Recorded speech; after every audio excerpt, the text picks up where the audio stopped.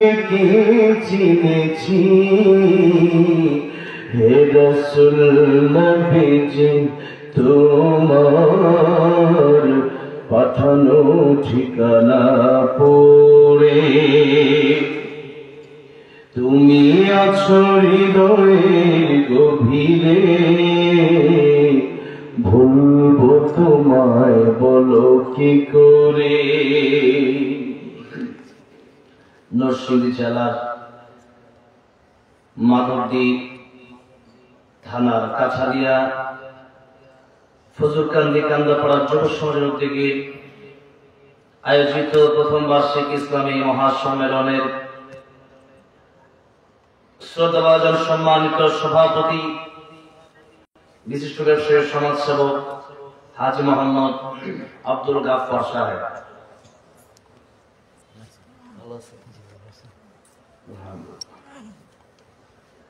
আলহামদুলিল্লাহ। আল্লাহ রাব্বুল আলামিন সুন্নতে এমন হাজী সাহেব প্রত্যেকটা মাহফিলে দরকার, ঠিক না? ঠিক দেখতে তো কেমন ভালো লাগে, ঠিক না? ঠিক আল্লাহ নাকি হাত বাড়ায় দেন, বলেন আমিন। আল্লাহ ব্যবসায় বরকত দান করেন, বলেন আমিন। আরো বেশি বেশি সমাজের সেবা করার তৌফিক দান করেন, পড়েন আমিন। এবং সহসভাপতি জনাব মোহাম্মদ নাসিরউদ্দিন নাসু মুক্তার সাহেব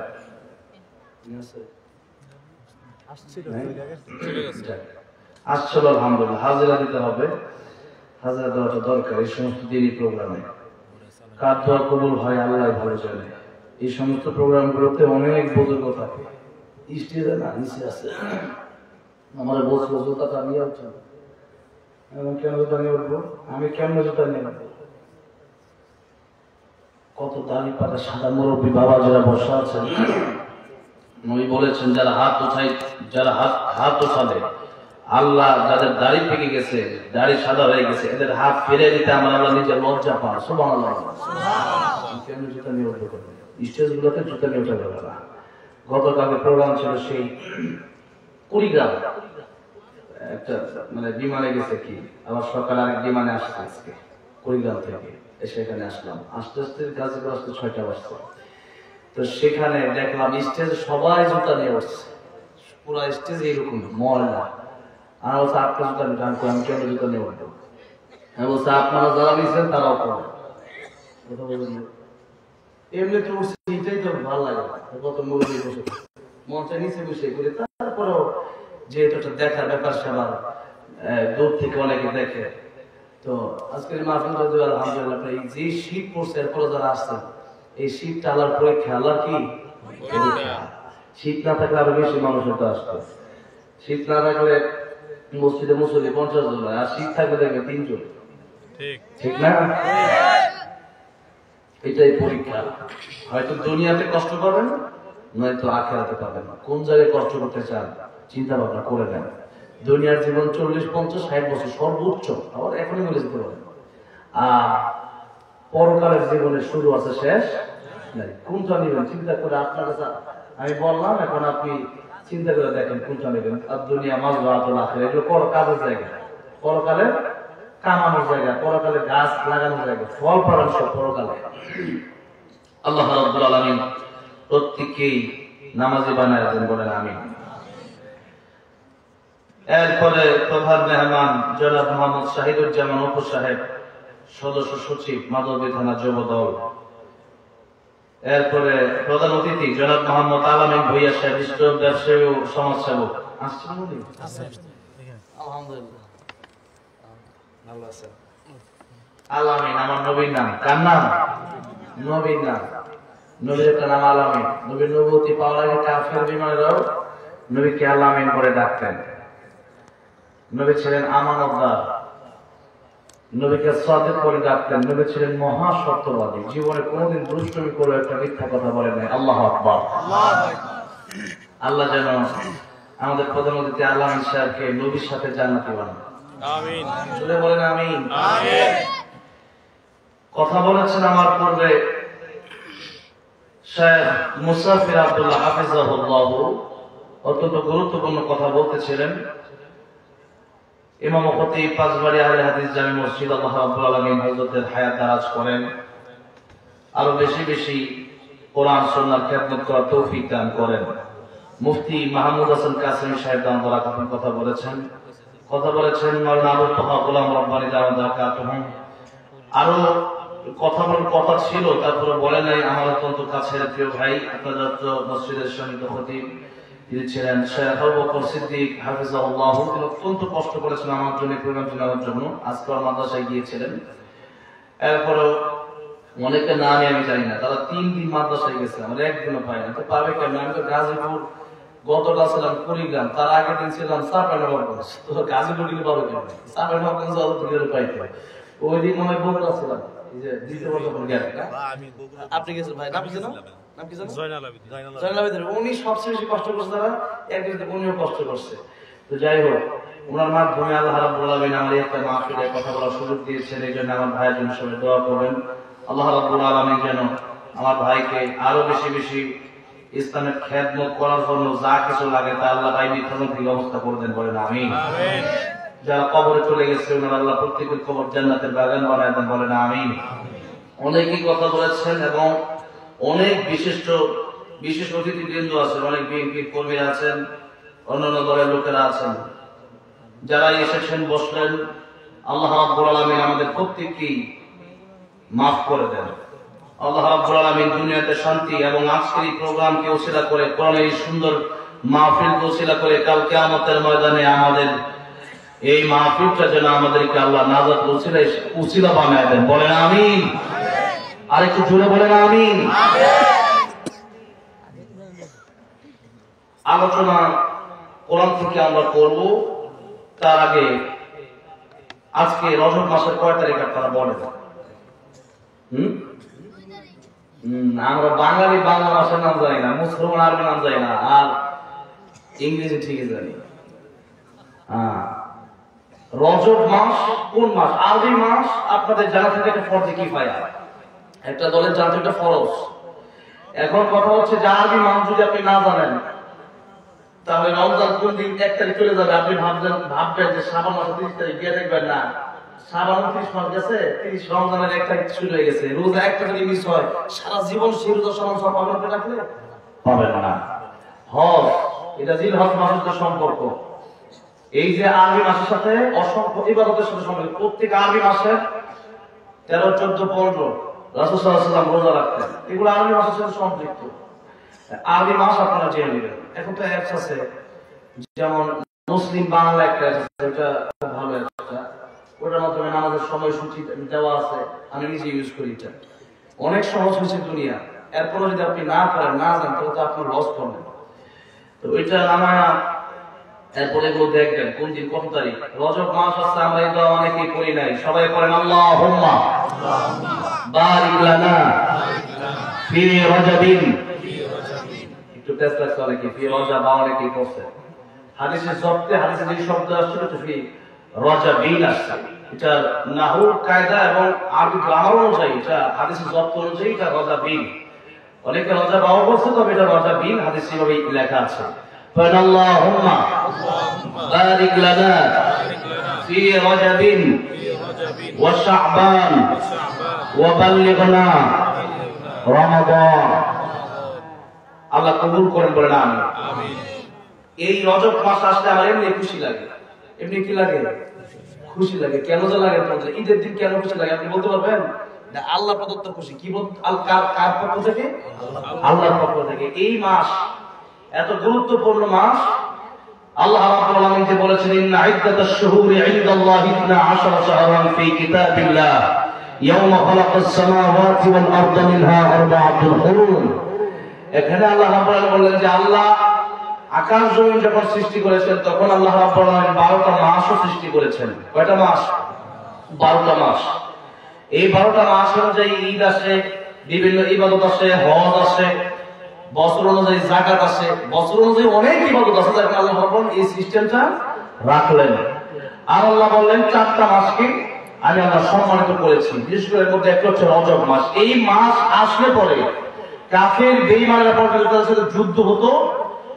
তাফসীর কিতাবে এসেছে তখন তারা যুদ্ধ বন্ধ করে দিত। যদিও তারা কাফের, কিন্তু কোরআনের অনেক আয়াত তারা মানত। তবে কথা হচ্ছে কোরআন শরীফ মানতে হলে পরিপূর্ণ মানতে হবে। একটা আয়াত বাদ দিলে আর মুমিন থাকে। যেমন কাদিয়ানীরা কাফের, কেন সূরা আহজাবের আয়াত মানে না? আমার নবী শেষ নবী, ওয়ালাকিন রাসূলুল্লাহ ওয়া খাতামান নবিয়্যিন। যদি কেউ বলে আমার নবী শেষ নবী না, আর নবী আছে, তাহলে সে যে কাফের এতে কোনো সন্দেহ আছে? কেন সে কোরআনের আয়াত মানে না। তাহলে আমরা এখন থেকে এই দোয়া বেশি বেশি পড়ব।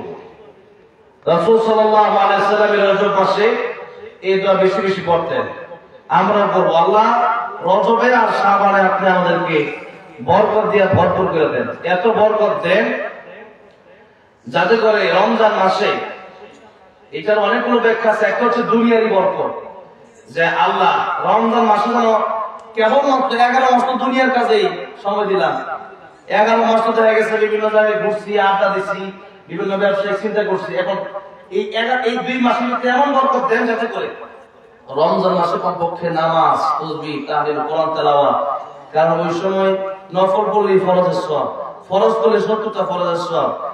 আর যেই রাত আল্লাহ আমাদেরকে দিয়েছেন, পৃথিবীর কোন উম্মতকে আল্লাহ এই রাত দেয় না, সেটা আমাদেরকে দিয়েছে। সুবহানাল্লাহ বলেন। লাইলাতুল কদরি খায়রুম মিন আলফি শাহর। হাজার হাজার মাস, কত হাজার মাস আল্লাহ জানে, হাজার হাজার মাস, এক রাতে বলতে হাজার হাজার মাস সওয়াব হবে। আর এই রাতে অনেক লোক ঘুমায়। আর এই যে 31শে ডিসেম্বর 31st নাইট, যেটা শুরু করছিল মুশরিকরা, কারা শুরু করছিল? মুশরিকরা শুরু করছিল এই জন্য যে তারা চিন্তা করতো রাত যখন 1টা বাজবে, মানে 12টা 1 মিনিট, তখন তো পরের দিন 1 তারিখ শুরু হয়ে যায় জানুয়ারি। যার কারণে তারা চিন্তা করছে যে আমরা আজকে যদি খুশিতে আনন্দে লাফায় নেচে গিয়ে কাটাতে পারি, তাহলে আমাদের পুরো বছর ভালো যাবে। এটা কি কোনো মুসলমানের আকীদা হতে পারে? আকীদা হতে পারে? সেই মুশরিকরা করলো এই কাজ, আর সেই কাজ এখন করে মুসলমানরা। সুতরাং এগুলা যারা করছেন তওবা করবেন, আগামীতে বন্ধ করে দিবেন। দাও যাবেন ইনশাআল্লাহ। রাতে যদি কোন আমি করব, তাহলে করেন, কি আমার আমার কাজ হলো ওয়াজ করা। আপনি মানছেন নাকি মানবেন? আপনি জানেন না যাবেন না, জানেন আপনার ব্যাপার, আপনি বুঝেন মানবেন কি বলেন। আপনি না মানলে কি আল্লাহ লস আছে? জোরে বলেন না। আমি কিন্তু কথা পয়েন্টে পয়েন্টে বলবো, একটু পরে জয়েন্টে জয়েন্টে লাগতেও পারে।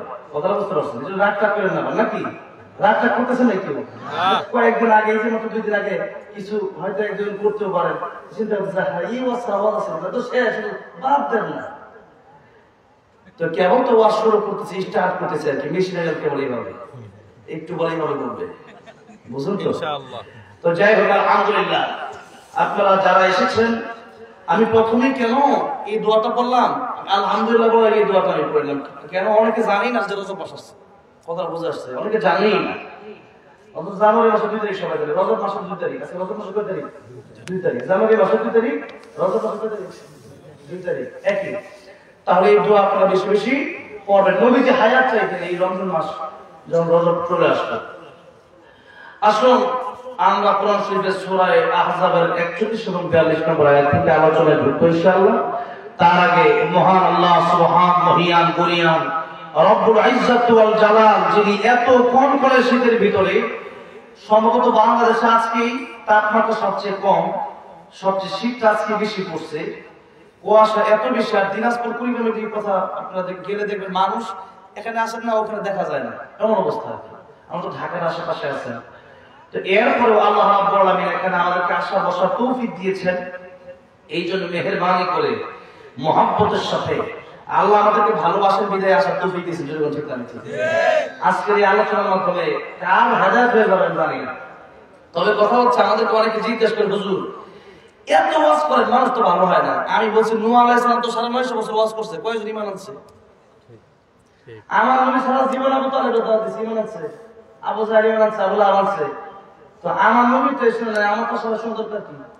তো আল্লাহ বলেছেন, ফাযাক্কির ইন্নামা আনতা মুযাক্কির লাস্তা আলাইহিম বিমুসাইতির। ও নবী, আপনি উপদেশদাতা, আপনি উপদেশ দেন। ও মানবে কি মানবে না তার ব্যাপার। ও মানলে জান্নাতুল ফারিকুন ফিল জান্নাহ, না মানলে গুনাহ থেকে ব্যাখ্যা আর করতাম না। কিন্তু এখন আমি এক একটা মাহফিলের চেষ্টা করি 100 কোরআনের আয়াত দেওয়ার জন্য। কয়শো? 100। এগুলো যে মুসলিম টিভি ভিডিও করতেছে, কালকে আবার ছাড়বে, তখন এটা আবার রিপিট করবেন। বুঝতে পারছেন? তো আমরা এই এখানে বসবো যেন আল্লাহ রাব্বুল আলামিন যেন আমাদেরকে আজকের এই মাহফিল থেকে প্রত্যেকটা মানুষকে যেন জান্নাতি হিসেবে কবুল করে নেন, বলতে পারে নাকি বলেন? আমি আজ করতে করতে মানুষদের ফিরোজ শেখ গান গাচ্ছিল, 1 মিনিটের নাই ভরসা, এই ওইটা বলতে বলতেই চলে গেল, হুট করে মাইক ছেড়ে দিয়েছে। তাহলে আল্লাহ আমাদেরকে হায়াত দিয়েছেন, আমাদের চাইতে হায়াত কম। মনে করেন আপনার 30 বছর 20 বছরের ছেলেরা কি মারা যায় না? যায়। তাহলে এই জন্য আসুন আমরা একটু আনন্দ চিন্তা, কোনো দরকার নাই। সিংহের মতো ঘন্ট বাজতে চায়, ঠিক আছে? সেই জন্য আওয়াজ দেবেন সিংহের মতো, বিড়ালের মতো আওয়াজ দিবেন না। জোরে বলেন আলহামদুলিল্লাহ। আল্লাহ বলেন নাই যে আমার হাজার হাজার ইমানদার লাগবে। আল্লাহ বলেছেন যদি তুমি একাও ইমানদার হও তোমার কোনো ভয় নেই, তোমার কোনো চিন্তা নেই। কারণ দুনিয়ার সব ধ্বংস হবে, কুল্লু মান আলাইহা ফান ওয়া ইয়াবকা ওয়াজহু রাব্বিকা যুল জালালি ওয়াল ইকরাম। একমাত্র ক্ষমতার মালিক কে? আল্লাহ। আল্লাহ। আল্লাহ বলছেন তোমরা যদি ইমানদার হও তাহলে তোমাদের কোনো চিন্তা, তোমাদের কোনো পেরেশানি কিছুই নেই।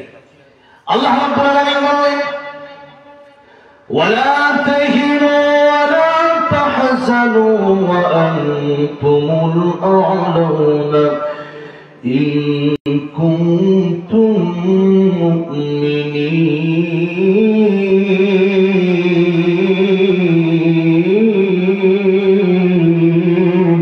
আল্লাহু আকবার।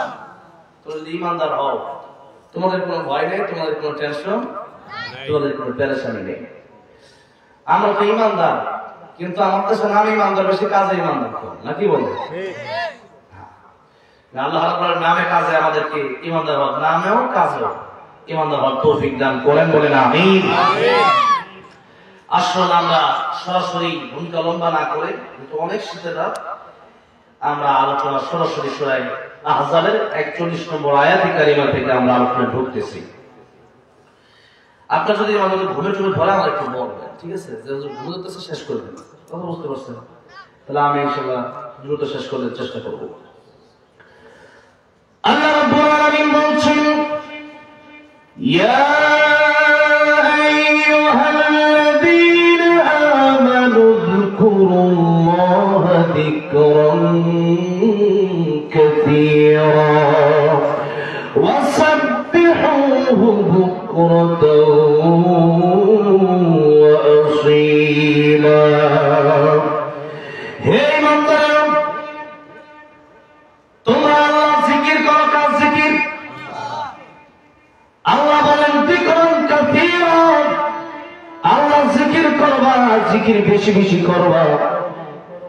জিকিরের মানে আজকে আমরা অনেকেই বুঝি না, যার কারণে আমরা অনেক সময় এমন জিকিরও দেখছি যেই জিকির ইসলামের ভিতরে নাই।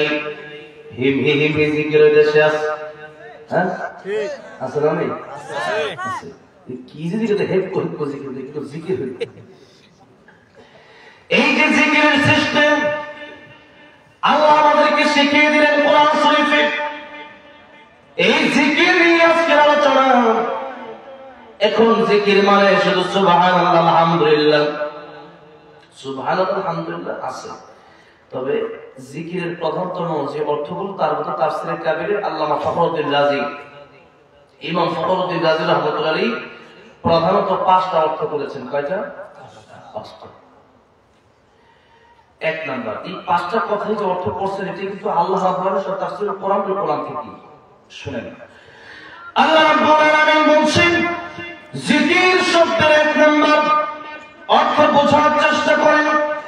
ইন্না নাহনু নাযালনা যিকরা ওয়া ইন্না লাহু লাহাফিজুন। আল্লাহ বলেন আমি আল্লাহ কোরআন নাযিল করেছি, হেফাজত করব আমি আল্লাহ। এখন এই যে আয়াত একটু লক্ষ্য করেন, প্রত্যেকটা শব্দের দিকে লক্ষ্য করেন। ইন্না নাহনু নাযালনা যিকরা ওয়া ইন্না লাহু লাহাফিজুন। এই যে আয়াতটা পড়লাম, আয়াতে কি কোরআন শব্দটা আছে? বলেন, কোরআন শব্দ নাই। কোরআন শব্দটা এই আয়াতের ভিতরে নাই। কিন্তু আপনি তাফসীরে কাবীর খোলেন, তাফসীর ইবনে কাসির খোলেন, তাফসীর মারিফুল কোরআন খোলেন, তাফসীর কুরতুবী খোলেন, যেই তাফসীর করবেন এই আয়াতের অর্থ আপনি পেয়ে যাবেন। অথবা স্টেজে অনেক আলেম আছেন, এই বাংলাদেশে অনেক আলেমরা আলোচনা করেন এই আয়াতের তরজমা যখন তারা বলেন তখন বলেন আল্লাহ কোরআন নাযিল করেছেন, হেফাজত করবেন কে? আল্লাহ। তাই আয়াতের ভিতরে তো কোরআন পেলাম না, তাহলে কোরআন শব্দ আসলো কোন জায়গা থেকে? এই জিকির শব্দের অর্থ হচ্ছে কোরআন। আল্লাহ রাব্বুল আলামিন বোঝাতে চাচ্ছেন যে জিকির যে তোমরা করবা, জিকির মানে প্রথমেই কোরআন শরীফ আমাদের শিখা লাগবে। কি শিখা লাগবে? আমাকে এখানে খাওয়াইছে, যেখানে মক্তব আছে, এত সুন্দর মক্তব খুব কম দেখছি, খুব সুন্দর। নিজের অনেকে নিজের বাড়িতে ওইটা খরচ করে যে মক্তবটা করতেছে, আলহামদুলিল্লাহ, ধন্যবাদ জানাই আপনাদেরকে। এই যে মক্তব এই দেশে চালু রাখা লাগবে, এই মক্তবগুলো চালু না রাখা হলে সন্তানগুলো আসাদ মুমতাজ তেমারাসিন হয়ে যায়, সন্তানগুলো প্রকৃতপক্ষে মানুষ হতে পারে না। যেই কথা বলছেন আল্লাহ বলছেন আর-রাহমানু আল্লামাল কুরআন খালাকাল ইনসান। আর-রাহমান দয়াময় আল্লাহ, আর-রাহমান রাব্বিকুমা তুকাযযিবান। তোমরা আল্লাহ কোন কোন নিয়ামত অস্বীকার করবে? وَإِن تَعُدُّوا نِعْمَةَ اللَّهِ لَا تُحْصُوهَا। আল্লাহ নিয়ামত অস্বীকার তো দূরের কথা, আল্লাহ নিয়ামত গণনা করে শেষ করা সম্ভব না। এই যে আপনারা এখানে বসে আছেন, রিকশা যাচ্ছে, যাওয়ার পরে ভাবতেছেন পরে মরা, তো ভাবছে রাস্তার মধ্যে সরাতে হবে, আরেক গাড়ি আসছে, তো গিয়ে দেখে না বুক নড়তেছে, ভালো বেঁচে আছে, হাসপাতাল হসপিটালে নিয়ে গেল। এরপরে তাকে কৃত্রিম শ্বাস প্রশ্বাস ব্যবস্থা করা হলো। একদিন থাকে লক্ষ লক্ষ টাকার প্রয়োজন, আইসিইউতে যারা গেছে তারা জানে, একদিন দুই দিনের বেলা 1 লক্ষ টাকা। তো আল্লাহ যদি আপনার কাছে একবার দুইবার মানে একদিনের শাস্তি শেষে টাকা চাই, তাহলে কয় লাখ টাকা দেওয়া লাগবে? সারা জীবনটা কত লক্ষ দেওয়া লাগবে? আর যে পানি পান করতেছেন, যদি বিল তো পানির দেন না, এই যে বিল আল্লাহ যদি চাইতেন যে বিল দেওয়া লাগবে, তাহলে আপনি কি দেওয়ার মতো ক্ষমতা রাখতেন? ও তো হাঁটতেই পারে না, ও জুতা পরবে কোথায়? জুতা পরার জায়গায় নেই। আমার তো জুতা পরার জায়গা আছে, আর দরকার টাকা জুতা কিনে পড়তে হবে, ওর তো জুতা পরার জায়গাটাও নেই। তখন ও শুকরিয়া আদায় করে আল্লাহ, এবং নিচের দিকে তাকাবেন, আল্লাহ শুকরিয়া আদায় করতে মন চাবে। তাহলে আমরা সর্বাক্ষণিক তুমি আযাবের জন্য প্রস্তুত হয়ে যাও। এবার শুনছি কথা আমি বোঝাচ্ছিলাম সূরা রহমানে আল্লাহ রাব্বুল আলামিন আল্লাহর অসংখ্য অগণিত নিয়ামতের কথা তুলে ধরলেন। এবার একটু বোঝার চেষ্টা করেন জিকির থেকে সূরা রহমানে আমি কেন গেলাম? এর কারণ হচ্ছে আল্লাহ রাব্বুল আলামিন প্রথমেই বললেন দয়াময় আল্লাহ, যিনি তোমাদের উপর নাম হলো কোরআন। যেটা বলেন সুবহানাল্লাহ, সুবহানাল্লাহ। এই কোরআন কেন দিলাম? আল্লাহ বলছেন কিতাবুন আনজালনাহু ইলাইকা লিতুখরিজান নাস মিনায-যুলুমাত।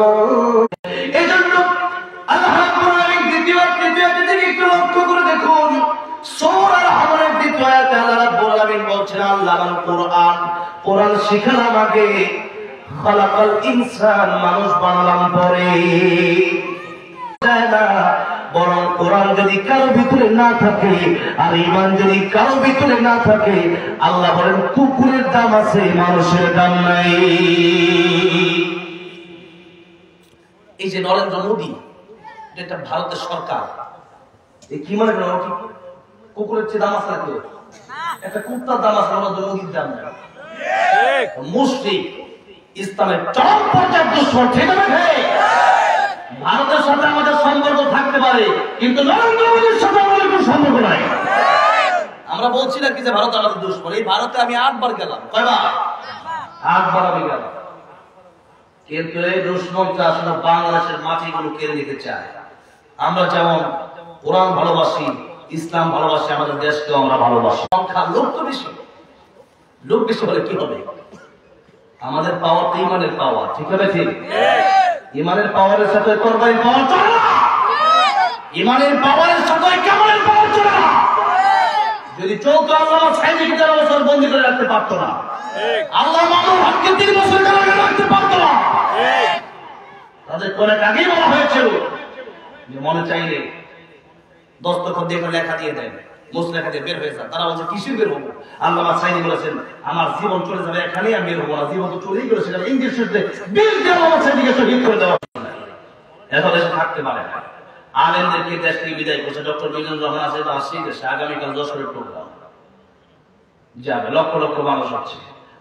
আর জালেমের জন্য আমাদের ঘৃণা ছাড়ার কিছু। আর যারাই কোরআনের কথা বলে তাদের সাথে আমাদের সম্পর্ক আছে না নাই?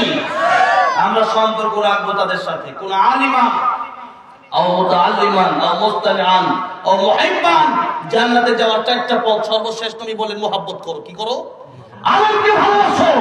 আর যদি আলেমকে ঘৃণা করো, নবী বলেন লা তাকুন খামিসাল ফাতাহলি, আলেমকে ঘৃণা করো ফাসল দুনিয়া ওয়াল আখিরাহ, দুনিয়া ভালো আখিরাত ভালো। ঠিক ঠিক না? ঠিক। ওই জায়গা হারানো লাগবে।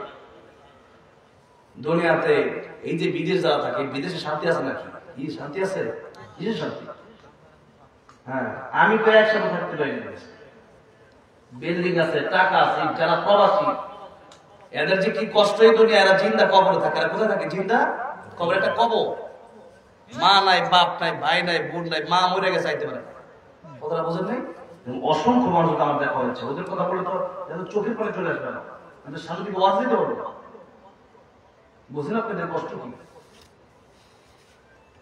এই যে কোথা থেকে গেলাম, বিদেশের কোথায় ওয়াজ বুঝতেছেন? নরেন্দ্র মোদী। এরপর আরেকটা কথা বলছিলাম যে এই যে ইমানি পাওয়ার, হ্যাঁ ইমানি পাওয়ার, আল্লামা সাইদি রাহমাতুল্লাহ আলাইহি জারে রাখলো, মামুন হক সাহেবকে জারে রাখলো, আমির হামজা সাহেবকে জারে রাখলো, রফিক পাদালি ভাইকে জারে রাখলো। তো এরা জারে রাখার পরেও যেটা বলতেছিলাম যে কথাটা বলার জন্য কথা বললাম যে এখন যারা ইন্ডিয়া আছে, আমাদের কাছে তো খবর আসে, অনেক খবরই আসে। আমেরিকা তাহলে কি খবর আছে? আমি ইনশাআল্লাহ যে ঈদের পরে যাবো আমেরিকা। তো খবর তো আসে আমাদের কাছে, বলে খালি কান দেয়। কি করে? বিদেশে তো ভালো লাগে না, ক্ষমতা না থাকতে আমাকে আলু ভর্তা ডালের মজা নেই। খবর হচ্ছে আলু ভর্তা ডাল নাই, কাঁচা মাছ খাওয়া, কাঁচা গোস্ত কোন রকম দেখা নেই, আগুনে খুলে খাওয়া। আমাদের দেশের মতো খাবারের স্বাদ পৃথিবীর আর কোথাও আমি পাই না। আলহামদুলিল্লাহ বলেন। বহু দেশে গেছি, সৌদি আরবে গেছি, গিয়া প্রথম দিনই বিপদ, মুরগি একটা খুঁজে দিচ্ছে, আমি গিয়ে খাবো না। আলু ভর্তা আছে, বাঙালি হোটেল আছে, মার খাবো কয় কি পরে গেলাম বাঙালি হোটেল, এই আলু ভর্তা ডাইল আমি খাবো এক সপ্তাহ। আলু ভর্তা মজা আছে নাকি? আলহামদুলিল্লাহ। এই আমাদের দেশে কত নিয়ামত আল্লাহ দিয়েছেন, এই সমস্ত সবজিগুলো অন্য দেশে এরকম হয় না, এত আবাদ নাই। আজকে দেখলাম ফুলকপি 1 টাকা করে বিক্রি করেছে, এক পিস 1 টাকা। দেখছেন কি 1 টাকা ফুলকপি বিক্রি করেছে। দুইটা বিষয় আছে, একটা তো অনেক সময় দাম বাড়ে, কি 100 লিটার 140 টাকা, আবার এখন 1 টাকা। এটা একটার পক্ষে আমি একটা পক্ষে আছে আপনারা, একটা নির্দিষ্ট দামের ভিতরে একটা সীমারেখা রাখতে হবে। এটার জন্য সেখানে খাদ্যমন্ত্রী এবং কৃষি মন্ত্রী এটা দেখা দরকার আছে, এগুলা দেখতে হবে। আর এই যে ফুলকপি 1 টাকা, কৃষকের কষ্ট আছে না? কি করবো? ওরা যদি গাছ না লাগে আমরা খাবো কি? রুটি খেয়ে থাকা লাগবে। এই জন্য আবার যখন দাম বাড়ায় দেয় 140 টাকা, 1 টাকা বিক্রি করতে হবে কবি, মানে 10 টাকা করে 20 টাকা বিক্রি করবো, 30 টাকা করতে 140 টাকা হয়, তখন তো সাধারণ জনগণের কষ্ট হয়ে যায়। দুইটা সাইডে দুইটাই খারাপ, বেশি বাড়াবাড়ি ভালো না, বেশি ছাড়াছাড়িও ভালো না। তো যে কথা বলছিলাম, যাদেরকে কষ্ট দেওয়ার পরে আজকে এখন তাদের এমন একটা অবস্থা হয়েছে যে বাংলাদেশে আসার নাম বন্ধ, তারা দিচ্ছে না। আমার সাথে গতকাল ফ্লাইটে যাচ্ছে, দেখাও লাগবে, সাথে বললো যে আমেরিকাতে দেখেন কত বছর পরে আসলেন, বলে 12 বছর পরে। কত বছর? কারণ কি? ও জেলা আসে তো বাংলাদেশে আসে তো ঢুকে দিতে হবে, ঢুকে দিলে তো আমি আমেরিকা যেতাম না, বাংলাদেশে হতো, আমেরিকা হলো। দেখলাম 2-3 জন সন্তান কোথায় জন্মেছে, এই জীবনে প্রথম আমার মায়ের বাড়ি বাংলাদেশে, কিন্তু আমার এই ছেলে মেয়েগুলা জীবনে বাংলাদেশ আসতে পারে। এই শেখ হাসিনা বিদায় ভিজিটিতে আসতে পারছে। কথা বুঝতে পারছেন? যে কথা আমি বোঝাতে চাই, আমরা যারা বিএনপি করেন, জামাতে ইসলাম যারা করেন, ইসলামী আন্দোলন করেন, আমাদের একটু ঐক্যবদ্ধ হয়ে ঈমান এবং ইসলামের পথে এবং এই দেশকে নিয়ে আমাদের ঐক্যবদ্ধ হয়ে থাকতে হবে। ঐক্যের কোনো বিকল্প নাই, ঠিক না? ঠিক। যে মারামারি আছে এগুলো বন্ধ করে দেন। এগুলো কোরআনের তাফসীর তো ওয়াতাসিমু বিহাবলিল্লাহি জামিআন ওয়া লা তাফাররাকু। দুই নিয়ে বসা লাগবে না, নিয়ে বসে কি বসতে রাজনীতি। আমাকে গতকাল একজন বললো যে রাজনীতি, আমি রাজনীতি অস্ত্র মানে আমার নবী 10 বছর প্রেসিডেন্ট ছিলেন না? হ্যাঁ ছিলেন। আমিরুল মুমিনিন, এই দেশ কত বড়, অর্ধ জাহান খলিফা ছিলেন। আল্লাহু আকবার। তিনি বলতেন আমার কারণে যেটা কুকুর না খেয়ে মারা যায়, আমি আল্লাহর কাছে জবাব দেবো কেমনে? আল্লাহু আকবার। কি চিন্তা করছে আমার ভাইরা, আমার মুরব্বি বাবাজিরা, জিকিরের কথা বলছিলাম। জিকিরের প্রধান অর্থ হচ্ছে কোরআন শরীফ। আল্লাহ বলেন কোরআন যাদের ভিতরে নাই এদের দাম আমি আমার কাছে নাই। এই কথা বলতে গিয়ে যারা যে কথা বললাম, কোথাও পয়েন্ট কিন্তু কথা মনে রাখতে হবে। আমি কিন্তু মানে এক জায়গায় বললাম পরে আরেক জায়গায় এরকম না, কিন্তু এক একটা পয়েন্টটা সেই জায়গায় বোঝাতে গিয়ে কথা অবশ্যই বলতে হবে। আমাদের সাথে অনেক হুজুর আছে, মানে আমি হকায় আলিমের কথা বলতেছি না, কিছু আছে যে কয়েকজন শার্ট প্যান্ট পরে, শার্ট পরে খারাপ হারাম এটা বলতেছি না, তবে মানে যারা শিক্ষিত উনি দেখলাম মস্ত আসলো কি ভাই মস্ত স্টাডি করতেছে কেমনি কয় অনেকদিন দেখলাম এখন এরকম স্কুলে পড়া হচ্ছে, ভালো একটু কোরআন তেলাওয়াত করবেন, কথা বুঝতে পারছেন? এখন কথা হচ্ছে যে অনেক লোক আছে তারা ইসলামী শিক্ষায় শিক্ষিত হয় না, এখন জুব্বা একটা পরে ওয়াজ শুরু করে দিচ্ছে। এই ওয়াজ শুরু করার কারণে তারা যে কি বলতেছে তারা নিজেও বুঝে নেয়, বাংলা বই পড়ে সব বোঝানো যায়। এখন কথা হচ্ছে তারা যখন এক নম্বরে তো তারা যখন কথা বলে তখন কোরআন শরীফ তাদের অনেক অশুদ্ধ হয়, এটা হচ্ছে এক। দ্বিতীয় কথা হচ্ছে যখন তাফসীর করে তখন বলে একটা কোরআন একটা, যেমন সূরা ইখলাস নাযিল হয়েছে কার উপরে? নবীর উপরে। নবীর নাম থেকে হাসান হোসাইন, হাসান হোসেনের ঘটনা কোন ঘটনা কোথায় ঘটেছে? কারবালা। এবার চলো কারবালার ঘটনা। এই কারবালার ঘটনা বলে 10টায় উঠছে 12টায় শেষ হলো। আল্লাহ আমার কর্তব্য কি, আমার কর্তব্য বিধান করো কি কি জনগণ বোঝে না। আজকে ওয়াজ বুঝের পরে বাড়িতে গিয়ে আমল করবেন, এই বুঝে এখানে আমল করাই দেবে ইনশাআল্লাহ। বলেন ইনশাআল্লাহ। ইনশাআল্লাহ বুঝে এখানে আমল করে পরে বাড়িতে যাবেন, বলে ইনশাআল্লাহ। আমার ভাইরা, আমার মুরব্বি ওয়াজিরা, আল্লাহ রাব্বুল আলামিন বলেন লাহুম কুলুবুন লা ইয়াফকাহুনা বিহা ওয়া লাহুম আ'য়ুনুন লা ইউবসিরুনা বিহা ওয়া লাহুম আযানুন লা ইয়াসমাউনা বিহা উলাইকা কাল আন'আমি বাল হুম আদাল উলাইকা হুমুল গাফিলুন। কলব আছে, কলব দিয়ে কোরআন বুঝে না। এই দুনিয়া সব বুঝলো কিন্তু কোরআনটা সব বুঝলো না। কেমনে খাইতে হয়, কেমনে ব্যবসা করতে হয়, কেমনে খেতে কাজ করতে হয়, কেমনে ঘুমাইতে হয়, কেমনে লুডো খেলতে হয়, কেমনে ডুবে আড্ডা দিতে হয়, এই সব বুঝলো। ডক্টর কেমন হতো, ইঞ্জিনিয়ার কেমন হতে হয়, রেজিস্ট্রার সব বুঝলো। আমার কোরআন যে আমি আমার নাজিল করলাম দালিকুল কিতাবুল লা রাইবা ফীহি হুদাল লিল মুত্তাকিন, সব পড়লেও ভুল থাকতে পারে। আর আমি আল্লাহর কোরআনে কোনো ভুল নাই, কোনো সন্দেহ নাই। সেই আল্লাহর কোরআন যারা শিখে না, আল্লাহ বললেন উলাইকা কাল আন'আমি বাল হুম আদাল। একটা কুকুরের দাম থেকে পারে কুকুরের চেয়ে নিকৃষ্ট, কারণ আসহাবে কাফের কুকুর তার জান্নাতে যাবে। কোথায় যাবে? কুকুর জান্নাতে যাবে, আসহাবে কাফের কুকুর। আর আমি আর আপনি যদি মানুষ বনি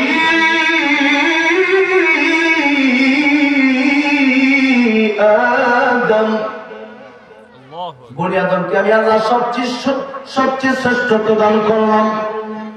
আমার সুন্নতে আল্লাহ বলেন চারটা কসম খেয়ে বললেন ওয়াতিন ওয়াযাইতুন ওয়া তুর সিনিন وهذا البلد الأمين لقد خلقنا الإنسان في أحسن تقويم।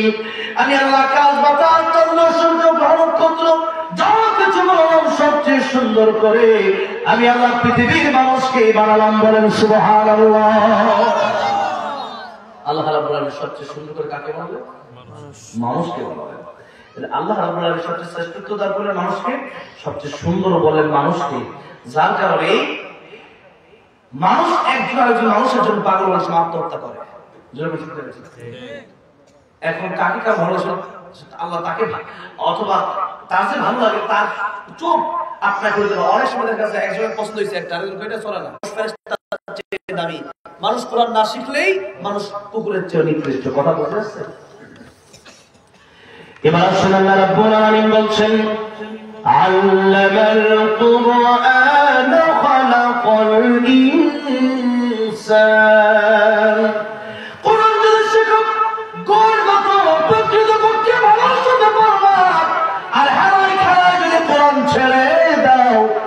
বিপদে পড়ে যাবা, বিপদে পড়ে যাবা। আপনাদেরকে এবার একটু জিজ্ঞাসা করতে চাই, কিয়ামতের ময়দানে সর্বপ্রথম কিসের হিসাব হবে? বলেন। আউয়ালু মা ইউহাসাবু বিহিল আবদু ইয়াওমাল কিয়ামাতিস সালাত। নামাজের হিসাব কিয়ামতের ময়দানে সর্বপ্রথমই হবে। নবীজি বলেছেন, নামাজের হিসাব দিতে গিয়ে যে ব্যক্তি পার পেয়ে যাবে, সব জায়গায় সে ব্যক্তি পার পেয়ে যাবে। আর নামাজের হিসাব দিতে গিয়ে যে ব্যক্তি ধরা খেয়ে যাবে, সে ব্যক্তি সব জায়গায় ধরা খেয়ে যাবে। সুতরাং নামাজটা আবার শুদ্ধ করে পড়ার দরকার আছে না নাই? নামাজ শুদ্ধ করে পড়তে হলে আমি আরেকটা প্রশ্ন করি আপনাদেরকে। সে প্রশ্ন হলো, বক্তব্য যে দুই দেশে আছে, এলাকায় আছে, কম বেশি সবাই বক্তব্যে পড়েছেন, নামাজ ভঙ্গের কারণ কয়টা? বলেন। 19টা। প্রথম কারণ কি? নামাজে অশুদ্ধ পড়া। এখন আমি যদি বলি, ও দাদা, ও চাচা, আঙ্কেল, একটু কোরআন তেলাওয়াত আমার শোনান, আপনি পড়া শুরু করুন, আলহামদুলিল্লাহি রাব্বিল আলামিন। এখন অসংখ্য ভুল হয়ে গেল আপনার এখানেই। আল কোরআন হুজ্জাতুল লাকা ওয়া আলাইকা, কোরআন আপনার পক্ষে সাক্ষী দিবে অথবা কোরআন আপনার বিপক্ষে সাক্ষী দিবে। কোরআন যদি আপনার পক্ষে সাক্ষী দিয়ে দেয়, তাহলে কিয়ামতের ময়দানে জান্নাত এটা নিশ্চিত। আপনি সুবহানাল্লাহ। আর কোরআন যদি আপনার বিরুদ্ধে চলে যায়, জাহান্নাম ছাড়া কোনো উপায় নাই। কোরআন শরীফ আজকে আমরা অনেকে শিখি নাই। সূরা মুলক পড়বেন প্রতি রাতে। জিকির তো কোরআন শরীফ প্রথম বললাম, তাই না? প্রতি রাতে কি পড়বেন? নবীজি বললেন, যারা সূরা মুলক প্রতি রাতে তেলাওয়াত করবে এশার নামাজ পড়ে ঘুমানোর আগে, কবরে তাদের আযাব হবে না। সুবহানাল্লাহ। কবর আযাব থেকে আপনি বাঁচতে চান না? কবর আযাব সত্যতা তো বিশ্বাস করেন, আর বিশ্বাস না করলে আপনার ঈমান নাই। তাহলে আবার কালেমা পড়ে মুসলমান হয়ে নেন, পরে বিশ্বাস করাবো না।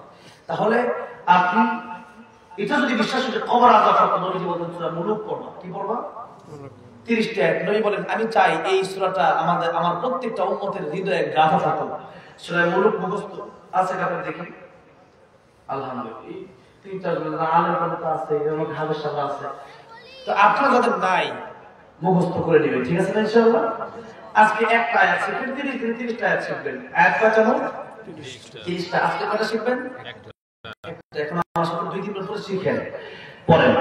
তাবারাকাল্লাযী বিয়াদিহিল মুলক ওয়া হুয়া আলা কুল্লি শাইইন কাদির। আরেকবার পড়েন। তাবারাকাল্লাযী বিয়াদিহিল মুলক ওয়া হুয়া আলা কুল্লি শাইইন কাদির। আরেকবার পড়েন। তাবারাকাল্লাযী বিয়াদিহিল মুলক ওয়া হুয়া আলা কুল্লি শাইইন কাদির। আল্লাহু আকবার। এই একটা আয়াত কার মুখস্থ হয়েছে একটু দেখি। তাবারাকাল্লাযী বিয়াদিহিল মুলক ওয়া হুয়া আলা কুল্লি শাইইন কাদির। আলহামদুলিল্লাহ, অনেকগুলো হাত উঠে গেছে। তার মানে বেশি কষ্ট না, আমি 3বার বললাম, তাই অনেকের মুখস্থ হয়ে গেল। অনেকে আগেও শুনছেন, হাত নামাও। এখন কথা হচ্ছে যে আপনার যদি আজকে একটা সহজে মুখস্থ, আপনি যদি 10টা মিনিট 20টা মিনিট প্রতিদিন একটা আয়াতের ভালা করেন, পড়তে থাকেন, বাবা পড়তে থাকেন, মুখস্থ হবে না ইনশাআল্লাহ? মুখস্থ হবে। তাহলে 30 দিন 30টা আয়াত মুখস্থ করবেন তো ইনশাআল্লাহ? কারা কারা প্রতিদিন একটা করে আয়াত তেলাওয়াত করার চেষ্টা করবেন? দেখি হাত উঠান তো। লিল্লাহি তাকবীর। আল্লাহু আকবার। হাত উঠান না, চেষ্টা তো করবেন। লিল্লাহি তাকবীর। আল্লাহু আকবার। এমন হবে না, লিল্লাহি তাকবীর। আল কোরআনের আলো ঘরে ঘরে জালো, আর হাদিস দেখালে আমরা আসি সেখানে। লিল্লাহি তাকবীর। আল্লাহ কবুল করেন, জোরে আমিন। আমিন। তাহলে এই সূরা মুলক যদি আপনি পড়েন, কবরের আযাব বন্ধ হয়ে যাবে। আপনি কবরটা জান্নাতের বাগান হয়ে যাবে। কারণ কবর এই দুইটার বাইরে কবর হবে না। আল কবর রাওদাতুম মিন রিয়াদিল জান্নাহ আও হুফরাতুম মিন হুফারিন নার। কবরটা আপনার জান্নাতের বাগান হবে, নয়তো জাহান্নামের গর্ত হয়ে যাবে। জাহান্নামে যদি আযাব যদি হবে, তাহলে অবশ্যই বেহেশত হবে। সুবহানাল্লাহ, সুবহানাল্লাহ।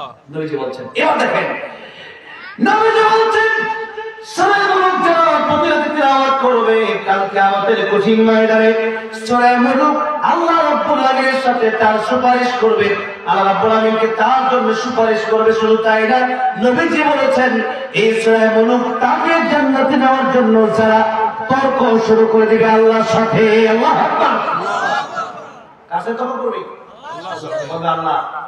ও আবার বলে দেয় আজকে আমি তারে বলে যাবো, এটা হতেই পারে না, তুমি তাকে জান্নাত দিয়ে দাও, না দিলে আমি কোরআন শরীফের এই সুপারিশ বন্ধ হবে না। আল্লাহ বলেন কোরআন শরীফ যে তোমাকে বলে নাই, তুমি তো কালাম, আল্লাহ একটা অংশ কোরআন শরীফ, আল্লাহ একটা কি অংশ। আল্লাহ রাব্বুল আলামিন তখন বলবেন বান্দাকে আমি জান্নাতের মেহমান বানায় দিলাম। সুবহানাল্লাহ, সুবহানাল্লাহ। তাহলে এক নাম্বার আমরা জিকির পেলাম কোরআন শরীফ। আর এই কোরআন শরীফ আমরা শেখার ব্যাপারে এখনই বলবো, তার আগে আমি মাঝখানে একটা কথা বলে নিলাম। প্রতি রাতে আমরা সূরা মুলুক তিলাওয়াত করব। আর এই সূরা মুলুক যাদের মুখস্থ নাই, যে সবসময় কোরআন পাশে থাকে না, হাফতেছেন পড়তে থাকবেন, কথা বুঝেন নাই, পড়বেন, আপনি বুঝে পড়েন আর না বুঝে পড়েন, সওয়াব আছে না নাই? নবীজি বলতেছেন আলিফ লাম মিম যদি পড়ো 30 তারিখে কমপক্ষে হবে, যেটা সুবহানাল্লাহ। এখন মাওলানা সাদ সাহেব বললেন যে না বুঝে পড়লে সওয়াব হবে না, জোরে পড়ুন নাউজুবিল্লাহ। নবীর কথা সাদ সাহেবের কথা মিলছে? যেহেতু মিলে নাই, যদি নবীর কথার সাথে কারো কথা না মিলে, যদি নবীর কথার বিরুদ্ধে কথা চলে যায়, সে কি গুমরাহ হয়ে যায় না? কি হয়ে যায়? গুমরাহ হয়ে। তখন তার আর এটা আপনারা যাবে না। এখন আপনি তাদের তৎ করলে শয়তানের দাঁত পড়ে। আরো জঘন্য কথা বলছে, যারা এরকম কোরআন শরীফের মাদ্রাসা শিক্ষকতার কথা করে, তারা তাদের আগে ব্যবসা লাইন জানাতে যাবে, আলহামদুলিল্লাহ বলে। মাদ্রাসায় জাকাত দেওয়া, জাকাত দিলে জাকাত আদায় হবে না, এরকম জঘন্য 24টা কথা আমার মোবাইলে পয়েন্ট করে লেখা আছে। এই যে কথাগুলো বলছে, এরপরে বলছে সাহাবীরা কি একজন একজনের বিদ্বেষী নাউজুবিল্লাহ বলে। তারপরে বলছে হেদায়েতের মালিক থেকে নবী, দেখেন আল্লাহ বলছে ইন্নাকা লা তাহদি মান আহবাবতা ওয়ালাকিন্নাল্লাহা ইয়াহদি মান ইয়াশা ওয়া হুয়া আ'লামু বিল মুহতাদিন। নবী চাচা আবুতার 3 বছর নবীর সাথে জেল কাটছে, এরপরে নবীজি মৃত্যুর সময় গিয়ে বলেন চাচা কালিমা বলেন, চাচা করে বলবো না, আল্লাহকে নবী আপনি চাইলে হেদায়েত দিতে পারবেন না, আমি চাইলে হেদায়েত দিতে পারবো, জোরে বলুন সুবহানাল্লাহ। এখন হেদায়েতের মালিক কেমন থাকে? কোরআন বিরোধী, রাসূল বিরোধী, সাহাবী বিরোধী, সুন্নাহ বিরোধী এত বক্তব্য দেওয়ার পরেও আপনার বুঝে আসে না, তাহলে আপনার খাতামুল্লাহু আলা কুলুবিহিম ওয়া আলা সামাইহিম ওয়া আলা আবসারিহিম গিশাওয়া, আপনার ভিতরে মোহর মেরে দিচ্ছে আল্লাহ। এরপর আপনি বুঝেন না, এতগুলো কথা ইসলামের বিরুদ্ধে বলল। আমার ভাইরা, আমার বাবাজিরা, কত বাজে? 11:19, ইনশাআল্লাহ 12টার আগে শেষ হয়ে যাবে, তারপরে আমি আর যাবো না। তবে আপনাদেরকে আমি চাই যে মাহফিল গুলো যেন মানুষ কিছু শিক্ষা নিয়ে বাড়ি যাবে, নাকি বলেন? আমি এক ঘটনা করে আমি কাটাতে পারি, এগুলো আমি আগে করতাম, এখন এগুলো করি না। যখন বুঝতে পারছি যে আমার কাছে আমানো, তখন থেকে এগুলো আমি করি না। আমার ভাইরা, আমার বাবাজিরা, তাহলে সূরা মুলুক পড়বেন ইনশাআল্লাহ প্রতি রাতে, যাদের মুখস্থ নেই এক এক করে মুখস্থ করে নেবেন। আর এক একটা অক্ষর যদি আপনি যে কোনো সব সব তো আছে, এবং বিভিন্ন সূরার আলাদা আলাদা ফজিলত আছে। যেমন সূরা ইখলাস 3 বার পড়লে এক খতম কোরআন শরীফের সব, কয় খতম? বলছিলাম আমলও করায় দেব, আজকে সবাই পড়েন। আউযু বিল্লাহি মিনাশ শাইতানির রাজীম, বিসমিল্লাহির রাহমানির রাহিম, কুল হুয়াল্লাহু আহাদ, আল্লাহুস সামাদ, লাম ইয়ালিদ ওয়া লাম ইউলাদ ওয়া লাম ইয়াকুল লাহু কুফুয়ান আহাদ। 10 পড়ার সব হয়ে গেছে, সুবহানাল্লাহ।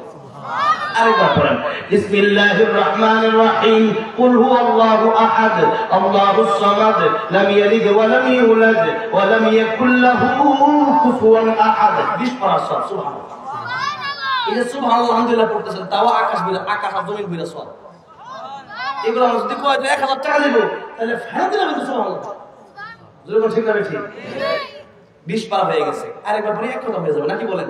পড়েন, বিসমিল্লাহির রাহমানির রাহিম, কুল হুয়াল্লাহু আহাদ, আল্লাহুস সামাদ, লাম ইয়ালিদ ওয়া লাম ইউলাদ ওয়া লাম ইয়াকুল লাহু কুফুয়ান আহাদ। যারা পড়েছেন, যারা শুনেছেন, সবাইকে আল্লাহ রাব্বুল ন্যায় খতম করে কোরআন শরীফের সব আমলনামায় দিয়ে দিয়েছেন, বলেন সুবহানাল্লাহ। দুনিয়া বোঝা সহজ, কামানো কঠিন, আখিরাত বোঝা কঠিন, কামানো সহজ। এগুলো মনে রাখবেন। এগুলো এক একটা কথা 100 পৃষ্ঠা পড়লে এক একটা কথা বের হবে, কথা বুঝতে পারছেন? একটু আমি যেগুলো বলতেছি, এখন আপনি দুনিয়া যান, আপনি জানলেন যে খেতে ধান লাগালে ধান হবে, এরপরে চাল দিয়ে ভাত খাবো, এটা শুনলেন, কিন্তু মানা খেতে সহজ। সেখানে খেতে কাজ করা, লম্বা সময় পানি দেওয়া, মাসকে মাস কষ্ট করে এরপরে চাউল আছে। জানলে যে ব্যবসায় 1 কোটি টাকা লাগাবো, পরের মাসে 2 কোটি টাকা লাভ হয়ে যাবে, কিন্তু বিষয়টা এরকম না। আপনি 1 কোটি টাকা লাগায় রাখেন, দেখবেন মালও গেছে, টাকাও গেছে, এমন হইতে পারে। আমি ব্যবসা দিয়েছিলাম গাজীপুর, কথা বুঝতে পারছেন তো? কয়েকদিন পরে দোকানে মালও না, আমার টাকাও না, আমি গেল করি। আর ব্যবসাটা করেছি বুঝতে পারছেন? তো এখন কথা হচ্ছে দুনিয়া এটা বোঝা সহজ। যে 1 কোটি টাকা আমি লাভ এলাম, 10 টাকাতে বিস্কুটের প্যাকেট কিনো, 15 টাকার বিস্কুটের প্যাকেট বিস্কুট, প্রতির দোকান, তাহলে লাভ হয়ে যাবে। এরপরে মনে করেন একটা জমি কিনবো 5 লাখ টাকা দিয়া 10 টাকা বিক্রি করে দিবে, এটা এত সহজ না। এমন অনেক লোক আছে, অনেক মনে করেন জমি তোমার কিনছে, মানে এমন পেঁয়াজও পড়ছে বিক্রি করতে পারতেছে না। ঠিক আছে, তাহলে দুনিয়া বোঝা সহজ, কামানো আর আখিরাত বোঝা কঠিন। যেমন এটা বোঝার জন্য আমাদেরকে 16-17 বছর মাদ্রাসায় ভর্তি হয়েছে, 5 বছর বয়সে ভর্তি হয়েছে। তাহলে উনি 18 বছর করছে মাদ্রাসায়, এখন 24 বছর। তো এখন কথা হলে 1 বছর করে এখন কিছুই বুঝি না, অল্প আর কি। তো এখন কথা হচ্ছে যে এই যে এত বছর পরে অনেক সময় দেখা গেছে যে আরেকজন একটা কথা বলছে, তখন আমি চিন্তা করলাম আমারই তো ভুল ছিল, এরকম হয়। এখন কথা হলো যে দুনিয়াটা আমাদের জন্য কেমন কঠিন, তারপর আমরা দুনিয়ার পিছনে সময় দিই। আখিরাত যেমন আপনি সুবহানাল্লাহ সুবহানাল্লাহ সুবহানাল্লাহ করতেছেন আর সব হচ্ছে, খুব সব হচ্ছে, খালি সব হচ্ছে। সহিহ ফাতিহা পড়তেছেন, 1 মিনিট লাগতেছে, 1 খতম কোরআন শরীফের সব হচ্ছে। এরপরে এই আমল মানুষ করতে চায় না, কারণ মানুষ চিন্তা করে যে আখিরাত ওই কবর, কিন্তু তো কবে। কিন্তু বিষয়টা কিন্তু এরকম না। কবরটা কি আমাদের কাছে না দূরে? মরণটা কাছে না দূরে? আল্লাহ নবী বিশ্ব নবী রাহমাতুল লিল আলামিন দেখেন, ও সাবিরা, নবীর কাছে মালাকুল মউত আসলে অনুমতি লাগে। নবীর কাছে যখন মালাকুল মউত আসলো তখন 3 বার অনুমতি নিলেন। কয়বার? জোরে বলেন, কয়বার? 3 বার অনুমতি নিলেন।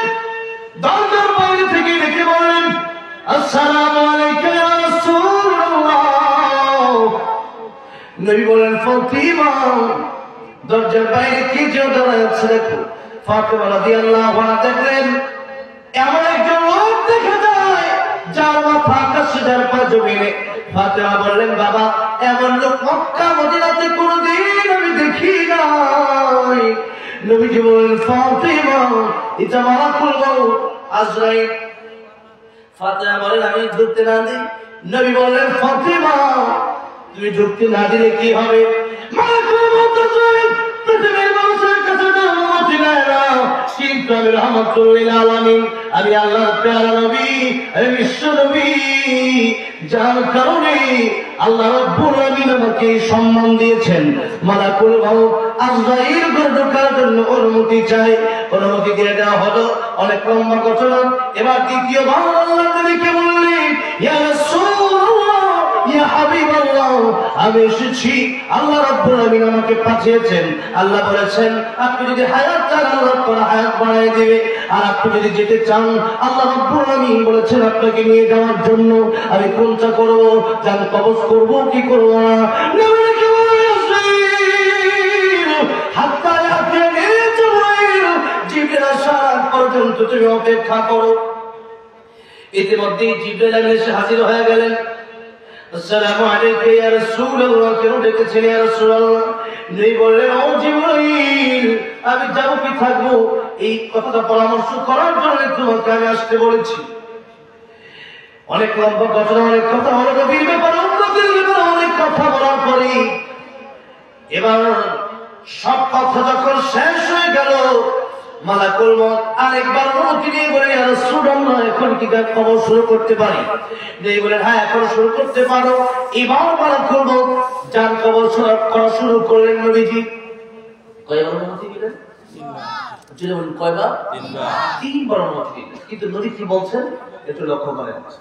আল্লাহর নবী এদেরকে বলছেন, সাবিরা,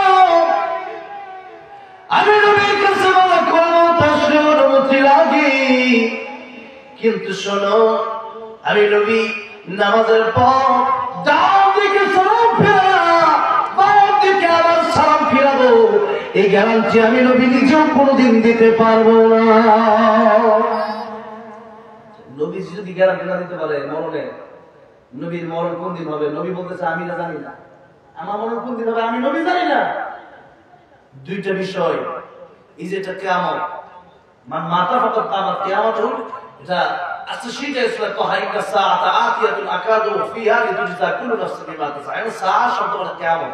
তো কিয়ামত শব্দ অর্থ করতে গেলে বলেছেন কিয়ামত হলো দুই প্রকার। একটা কিয়ামত সুগরা, একটা কুবরা। কুবরা মানে বড় পৃথিবীর সব ধ্বংস হয়ে যাবে। আর সুগরা মানে শুরু কিয়ামত, মানে যার মরণ হয় নবীকে তার সাথে সেদিন কিয়ামত একটা শুরু হয়ে যায়। আপনি যদি মুমিন হন তাহলে তো আলহামদুলিল্লাহ। আপনার নবী বলেন আল মাউত রাহমাতুল মুমিন, এটা মুমিনের জন্য হাদিয়া। তার মরলে আল্লাহর সাথে দেখা হবে, কার সাথে? আরে আল্লাহ দেখতে চান কি চান না? চান কি চান না? আল্লাহ আল্লাহ দুইটা কাজ করলে আমি আল্লাহ দেখতে পারবো। কয়টা? সূরা কাহফের একেবারে শেষ আয়াতের শেষ অংশ আল্লাহ বললেন فمن كان يرجو لقاء ربه فليعمل عملا صالحا ولا يشرك بعبادة ربه أحدا।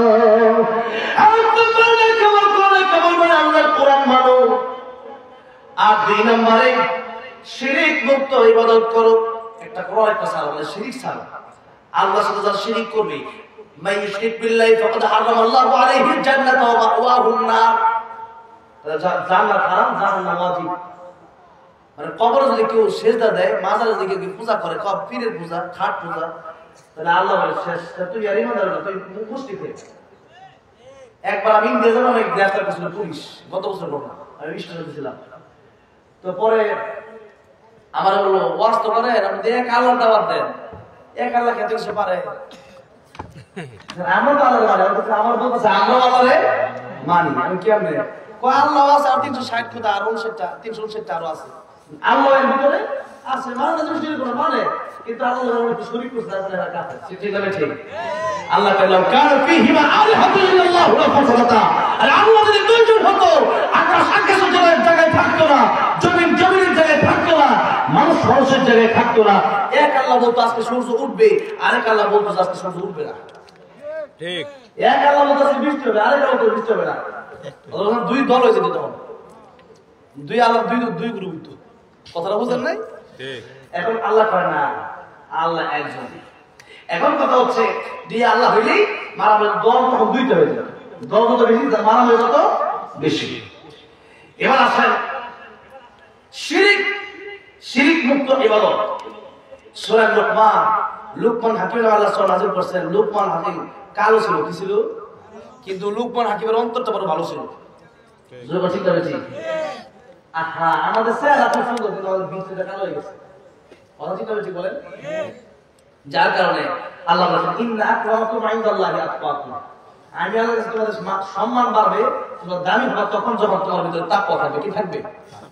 কি থাকবে? যাদের হৃদয়ে আছে আল্লাহর ভয়, তারা কবু পথ ভুলে যায় না। আল্লাহর প্রেম ছাড়া এই দুনিয়ায় কারো কাছে কোনো কিছু চায় না। রাতের আধারে যারা সিজদাতে রয়, দু চোখের অশ্রুতে নদী যেন বয়। ছলনার হাত ছানি যতই আসুক, পিছনে ফিরেও তাকায় না। যাদের হৃদয়ে আছে আল্লাহর ভয়, তারা কবু পথ ভুলে যায় না। আল্লাহর প্রেম ছাড়া এই দুনিয়ায় কারো কাছে কোনো কিছু চায় না। ঠিক আছে? কার ভয় থাকতে হবে অন্তরে? আল্লাহ। নবী বলেছেন আত-তাকওয়া হাহুনা, আত-তাকওয়া হাহুনা, আত-তাকওয়া হলো তিন রকমের তাকওয়া এখানে ভিতরে, এটা বাইরে দেখা যায় না। হ্যাঁ, তবে তাকওয়া ভিতরে থাকলে বাইরে প্রকাশ পাবে। তাই বাইরে দেখার মাধ্যমেই কিন্তু ভিতরে তাকওয়া বোঝা যায় না। যে কথা বলছিলাম, লুকমান হাকিম কালো ছিলেন, কিন্তু আল্লাহর কাছে দাম কত বেশি। ওনার নামে আল্লাহ একটা সূরা নাযিল করলেন এবং উনি ওনার সন্তানদেরকে যে নসিহত করলেন, আল্লাহ সেই কথাগুলো পূরণ করে আল্লাহর কাছে এত পছন্দ হয়েছে যে আল্লাহ কোরআনের আয়াত হিসেবে নাযিল করে দিয়েছেন। সুবহানাল্লাহ। তো আল্লাহ কি বললেন দেখেন, লুকমান হাকিম তার সন্তানকে বলছেন ওয়া ইয ক্বালা লুকমানু লিবনিহি ওয়া হুয়া ইয়াইদুহু ইয়া বুনাইয়া লা তুশরিক বিল্লাহ ইন্নাশ শিরকা লাযুলমুন আযীম।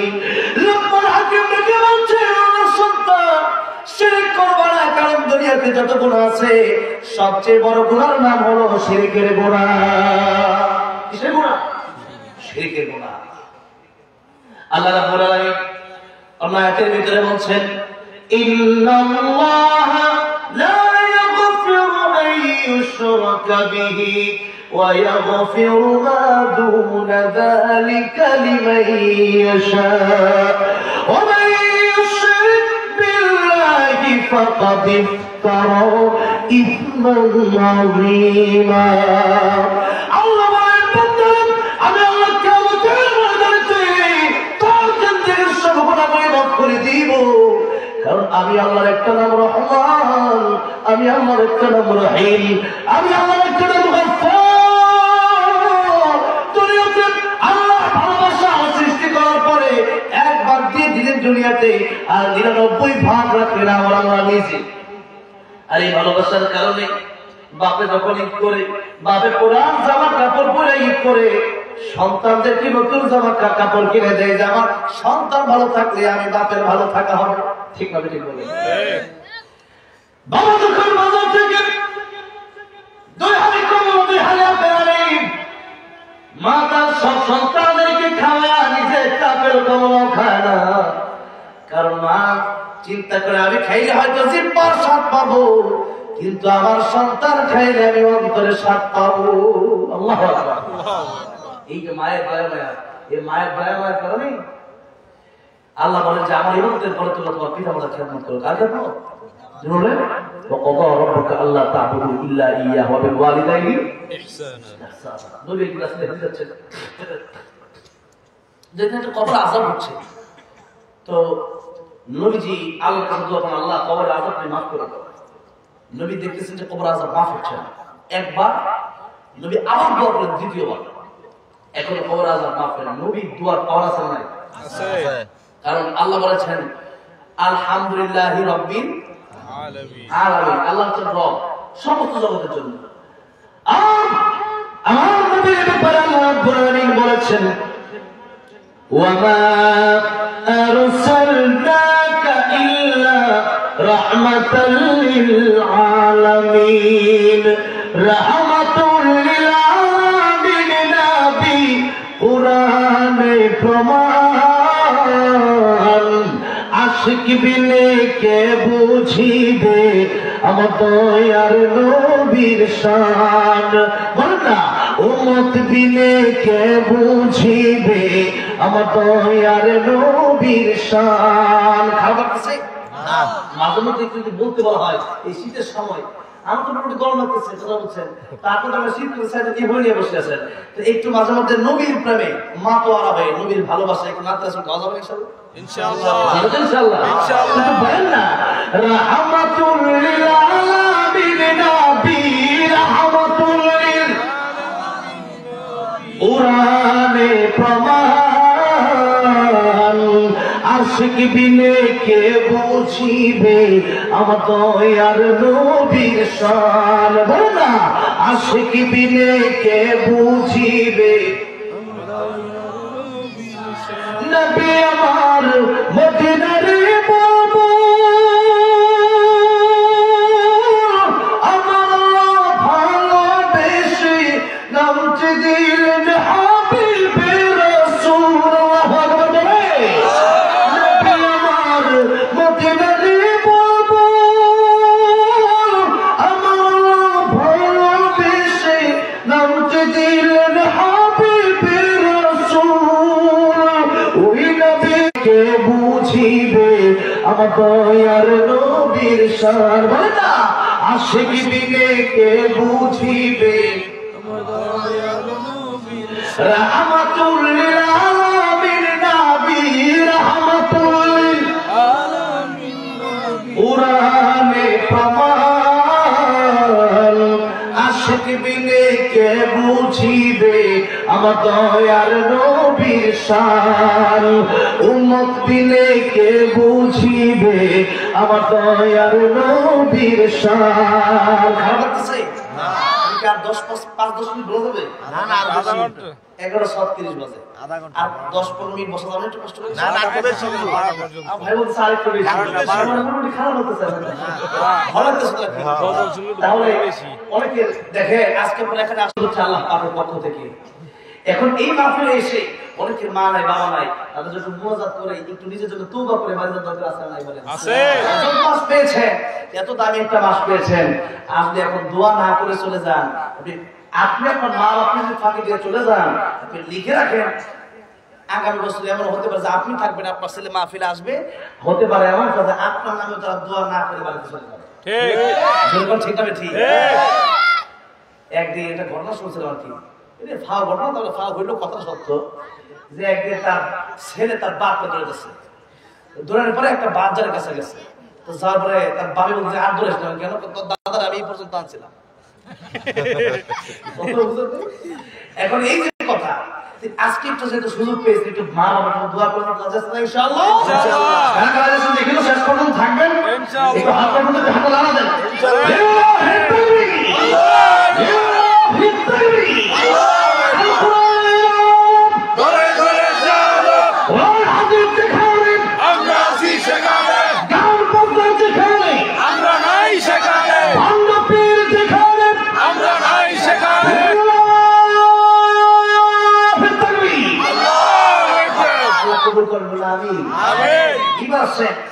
আমার ভাইরা আমার বাবাজিরা, নবীজি দোয়া করলেন কয়বার? 2 বার। এবং দেখলেন নবী কবরে আযাব মাফ হয় না, অথচ নবীর দোয়ার দাম আছে নাই? আল্লাহ যত আলমের জন্য রব, আমার নবী তত আলমের জন্য রহমত, আমার নবী তত আলমের জন্য কি রহমত। এবার দেখেন, লক্ষ্য করে দেখেন, নবীজি 2 বার যখন দোয়া করলেন, এবার দোয়া যখন কবুল হচ্ছে না, নবীজি অবাক হয়ে গেলেন। আমার নবীজি এই খবর আযাব কি মাফ হবে না? আল্লাহ রাব্বুল আলামিন, আমি তোমার পেয়ারা নবী রাহমাতুল লিল আলামিন হয়ে দোয়া করছি, আল্লাহ কবর আযাব মাফ করে দাও। আমার নবীর কাছে যাও, কে বলবো আমার নবী 3 বার কেন সারা জীবন কিয়ামত পর্যন্ত নবী আমার নবী দোয়া করে লোকের ব্যাপারে, এই কবরওয়ালার ব্যাপারে, এই কবরে আযাব মাফ হবে না, কবরে আযাব বন্ধ হবে না। এবং জিবরাইল লিখে বলে, ইয়া রাসূলুল্লাহ, ইয়া হাবিবাল্লাহ, আপনি কিয়ামত পর্যন্ত দোয়া করলে কবর আযাব বন্ধ হবে না। নবী আমাকে বলতে বলে কেন? জিবরাইল লিখে বলে, ইয়া রাসূলুল্লাহ, ইয়া হাবিবাল্লাহ, লোকটার এই হকটা আল্লাহর সাথে সম্পৃক্ত না, বরং লোকের হক তার মায়ের সাথে সম্পৃক্ত, তার মাকে কষ্ট দিয়েছে। ইয়া রাসূলুল্লাহ, মা যতক্ষণ পর্যন্ত ক্ষমা না করবে, আমার আল্লাহ ততক্ষণ পর্যন্ত ক্ষমা করবে না। একটু চিন্তা করে দেখেন, মা যদি ক্ষমা না করে আল্লাহ ক্ষমা করবে না। এবার নবী চিন্তা করলেন, নবী লোক পাঠালেন যে তার মা বেঁচে আছে কিনা, বললো হ্যাঁ মা বেঁচে আছে। মায়ের আগে ছেলে মারা যায়, কে যায় না? বাপের আগে মারা যায়, কে যায় না? এবার মা বেঁচে আছে,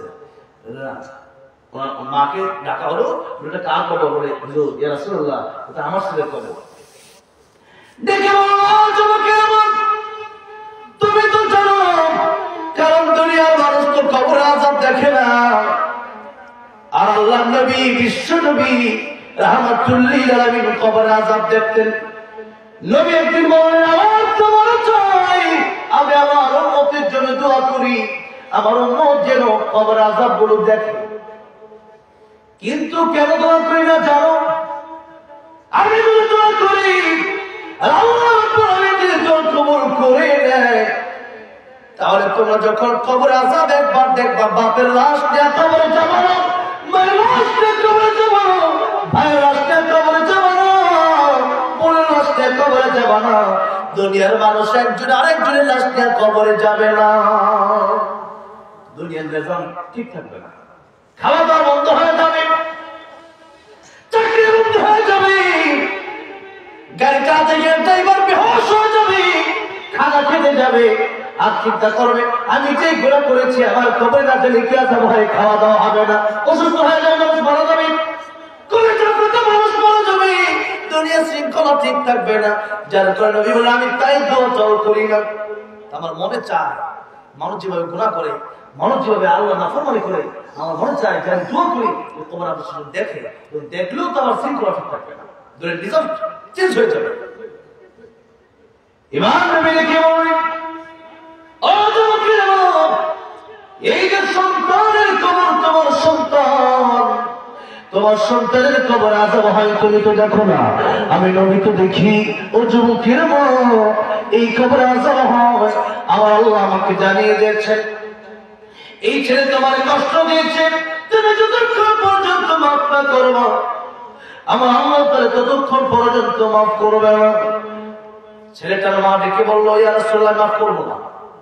কত কষ্ট বেশি দিনের পরে এই কথা বলতেছে, তাই মাফ করবো না। বলে কেন? বলে স্ত্রীর কথা শুনে আমার পিঠে যে আঘাতগুলো করেছে, সেই আঘাতের দাগ এখনো আমার আছে, এদের মাফ করতে পারবো না।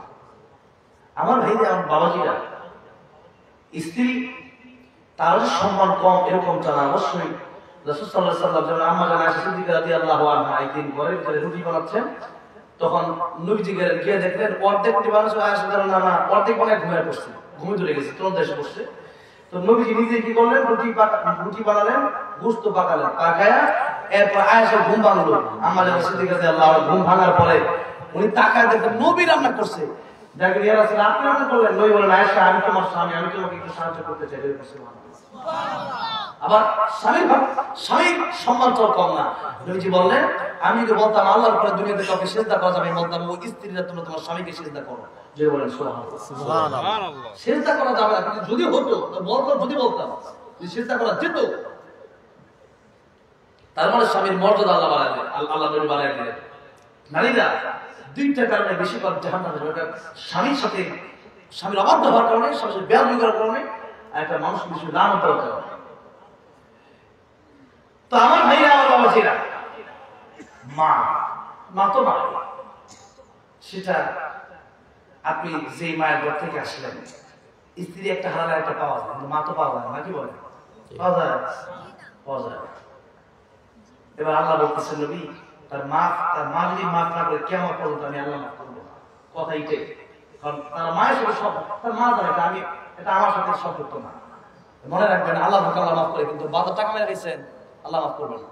বান্দা জুলুম মেরে গেছেন, আল্লাহ মাফ করবে না। এটা বান্দার সাথে সম্পৃক্ত। কথা বুঝে আসছে? বান্দার হক এত মারাত্মক যে আপনি যদি বান্দার ভাবতে মারা যান, নবী যে জানাজা পড়াতেন না, যে ঋণ আছে, ঋণী আগে ঋণ পরিশোধ করতে হবে। সাহাবীরা সবাই মিলে আসো, কত ভাই? 20,000। তুমি কত দিবা? ইয়া রাসূলুল্লাহ, আমি তার পক্ষ থেকে, আমার ভাই, তার পক্ষ থেকে আমি দিলাম 5,000। তাই তুমি 20,000 দিয়ে দিলে ব্যাপার ঠিক আছে। এইবার জানাজা পড়া। কথা বুঝতে পেরেছেন?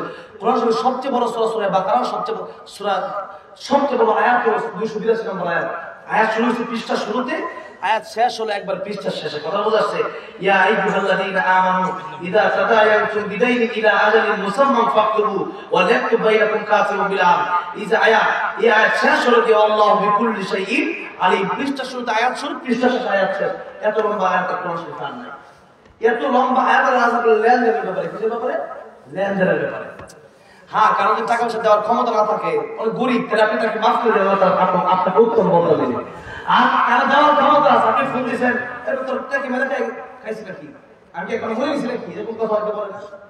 টাকা নেওয়ার সময় একবারে গরিব, তার চেয়ে অসহায় কেউ নাই, আর চাইতে গেলে একবার চাইবেন, আমি কিছু বলেন না তো টেমনি কি করতে জোরবান ঠিক না? ঠিক। আপনি যেটা সারা করতেছেন তারা ভাববেন না, আপনি বোকার স্বর্গে বাস করতেছেন, আপনি বোকার স্বর্গে বাস করতেছেন। আপনি আপনার হাতে অথবা একটা কাগজে একটা বা অথবা পকেটে রেখে একটা ঘুরবেন, যে আমি একটা জাহান্নামী হয়ে জাহান্নামের ভিতরে ঘুরপাক খাচ্ছি। আপনি বান্দার ভাব দেন নাই, আল্লাহ আপনাকে মাফ করবে যতদিন পর্যন্ত বান্দা আপনাকে মাফ না করবে। কিয়ামতের ময়দানে বলবে যে টাকা দাও, কত? 10,000 পাইতো, দিছে না দুনিয়ায়? না, দেও। আল্লাহ 10,000 টাকা কইবা, কাফনের কাপড় পকেট নাই, টাকাও নাই।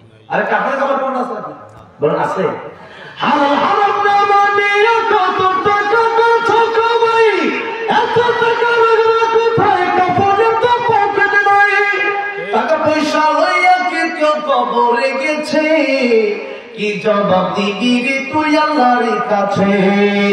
ওরে মানুষ ছবে হুস দুনিয়ার পিছে, কি জবাব দিবি রে তুই আল্লাহর কাছে? কি জবাব দিবি রে তুই আল্লাহর কাছে? আল্লাহর কাপড়ের কাপড় পকেট চাই, এখন সে চাই দেখবে টাকা তো রাখছিল দাস বাংলা ব্যাংকে, এরপরে ইসলামী ব্যাংকে, অগ্রণী ব্যাংক, শ্যামলী ব্যাংক, সোনালী ব্যাংক, দেখবে এই ব্যাংক একটাও নাই। ব্যাংক একটা কেমন তোমাদের নাই, উপরে হলো সূর্য, আর নিচে হলো তামার জমিন, ব্যাংকের মতো হলো একটা গাছ গাছ না কিছু হতো না, মানে পানি থাকবে না, আল্লাহ সব সমতল করে তামার জমিন বানায় দেবে। সেদিন যখন এই বিপদের সময় নিজের কাপড়ই নাই, আর 10,000 টাকা দেবো, তাহলে 10,000 টাকা দেওয়া তাহলে নাই, তোমার মাধ্যমে সালাম দিছিল, তোমার সালাম দিছিল, বন্ধুরা সেটা একটা না হলো দিয়েছিলাম। সাতটা তো নামাজ পড়ো নাই, প্রতিদিন তো পড়ো নাই, শুক্রবার নামাজ পড়ছো তো হও, মাহফিলের নামাজ পড়ছো সুবহানাল্লাহ দিছো তো হও, এই যে কিছু সব আছে হও। কয়জন টাকা পায়? 10,000 করে 5 জন, 3 জনে সব দেওয়ার পর দেয় সব নাই।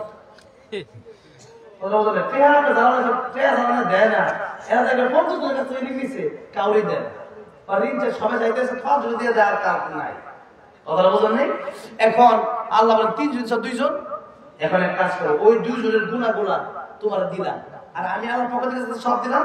সে জাহান্নামে 50,000 বছর কিরা, এই 2 জন 1 লাখ বছর, এই 1 লাখ বছর তুমি জাহান্নামে বেশি করবে।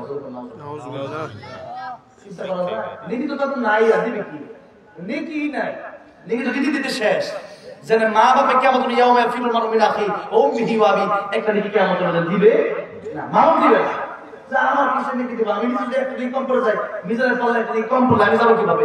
সেই দিন আপনি যার টাকা মেরে রেখেছেন তাকে আপনার নেক আমল দিয়ে দেওয়া লাগবে, আর নেক আমল না থাকলে তার গুনাহ আপনার কাঁধে নিয়ে আপনি জাহান্নামে যাওয়া লাগবে। নাউজুবিল্লাহ বলেন। ঋণ নিয়ে আমরা কথা বলছি, হ্যাঁ অনেক গুরুত্বপূর্ণ তথ্য এটা, অনেক গুরুত্বপূর্ণ কথা এটা। আমার ভাইরা বাবা যারা বলছিলাম যে মায়ের সাথে হকটা সম্পৃক্ত, তাই আল্লাহ বলছেন আমি আল্লাহ মাফ করবো। আল্লাহ বিশ্বনবী রাহমাতুল্লাহ আলাইহি বলেন, আয় রাব্বুল আলামিন, একবার দুইবার তিনবার আমি দোয়া করলাম এই লোকটাকে তুমি মাফ করে দেওয়ার জন্য, দোয়া তো তুমি কবুল করলে না। আল্লাহ রাব্বুল আলামিন, আজকে আমি আরেকটা দোয়া করতে চাই, মায়ের সাথে সম্পৃক্ত, তার মা যেতে মাফ করতেছেন। আমরা যেমন তুমি কবর আযাব দেখাইছো, আর তার মাকেও তুমি তো কবর আযাব দেখাইতে পারো। আল্লাহ রাব্বুল আলামিন তার মাকেও তুমি কবর আযাব দেখার মতো শক্তি দিয়ে দাও। যেই মাত্র নবী দোয়া করেছেন, এমনি আল্লাহ রাব্বুল আলামিন এই দোয়াটা কবুল করে নিলেন। তার মা যেই মাত্র দেখলো কবর আযাব, এটা তো সাধারণ না। নবীজি বলেছেন কবরের ভিতরে এক একটা হাতুড়ি দিয়ে যখন বাড়ি দেওয়া হবে, এক একটা হাতুড়ির পাওয়ার কত, ওজন কত, উহুদ পাহাড় 8 মাইল লম্বা। উহুদ পাহাড়ে যদি ওই হাতুড়ি একটা বাড়ি দেওয়া হয়, উহুদ পাহাড় চূর্ণ বিচূর্ণ হয়ে যাবে। আর আপনাকে আমাকে যদি একটা বাড়ি দেওয়া হয়, আমার আপনার অবস্থা কি হবে এবার চিন্তা করে দেখেন। মা যখন দেখেন জাহান্নামের আগুন দাও করে জ্বলছে, আর এক একটা হাতুড়ির পানির পাহাড়, ওই যুবকের মা দেখে আর সইতে পারে না, একটা চিৎকার করে বলে, ইয়া রাসূলুল্লাহ, ইয়া হাবিবাল্লাহ, বুঝতে পারি নাই কবর আযাব বুঝে এত ভয়ঙ্কর, কবর আযাব বুঝে এত কঠিন। ইয়া রাসূলুল্লাহ, আমি তো তার মার আগে যত কষ্ট আমার দেখতে গেল, এই মুহূর্তে আমার সন্তানের জীবনের সব ভুল আমি মাফ করে দিলাম। যেই মুহূর্তে তার মাফ করে দিল, কতটা বলতে দিল হয়েছে, ওই সন্তানের কবরটা জান্নাতের বাগান হতে একটা সেকেন্ড দেরি হয় নাই। কেন? মায়ের হক, মা যদি মাফ না করে আল্লাহ মাফ করবে? মাফ করবে? মায়ের চোখে ঝরে পানি, আল্লাহর রস কাইপা যায়, কান্দে না যেন মায়, কান্দে না যেন মায়। তাহলে মা বাপকে কষ্ট দিলে আজকে রাতেই ক্ষমা চেয়ে নিলেন, ঠিক আছে ইনশাআল্লাহ। নবী বললেন মা বাপের দিকে একবার তাকাবে, একটা কবুল হবে সব। সুবহানাল্লাহ, একটা কবুল হবে সব একবার তাকালে।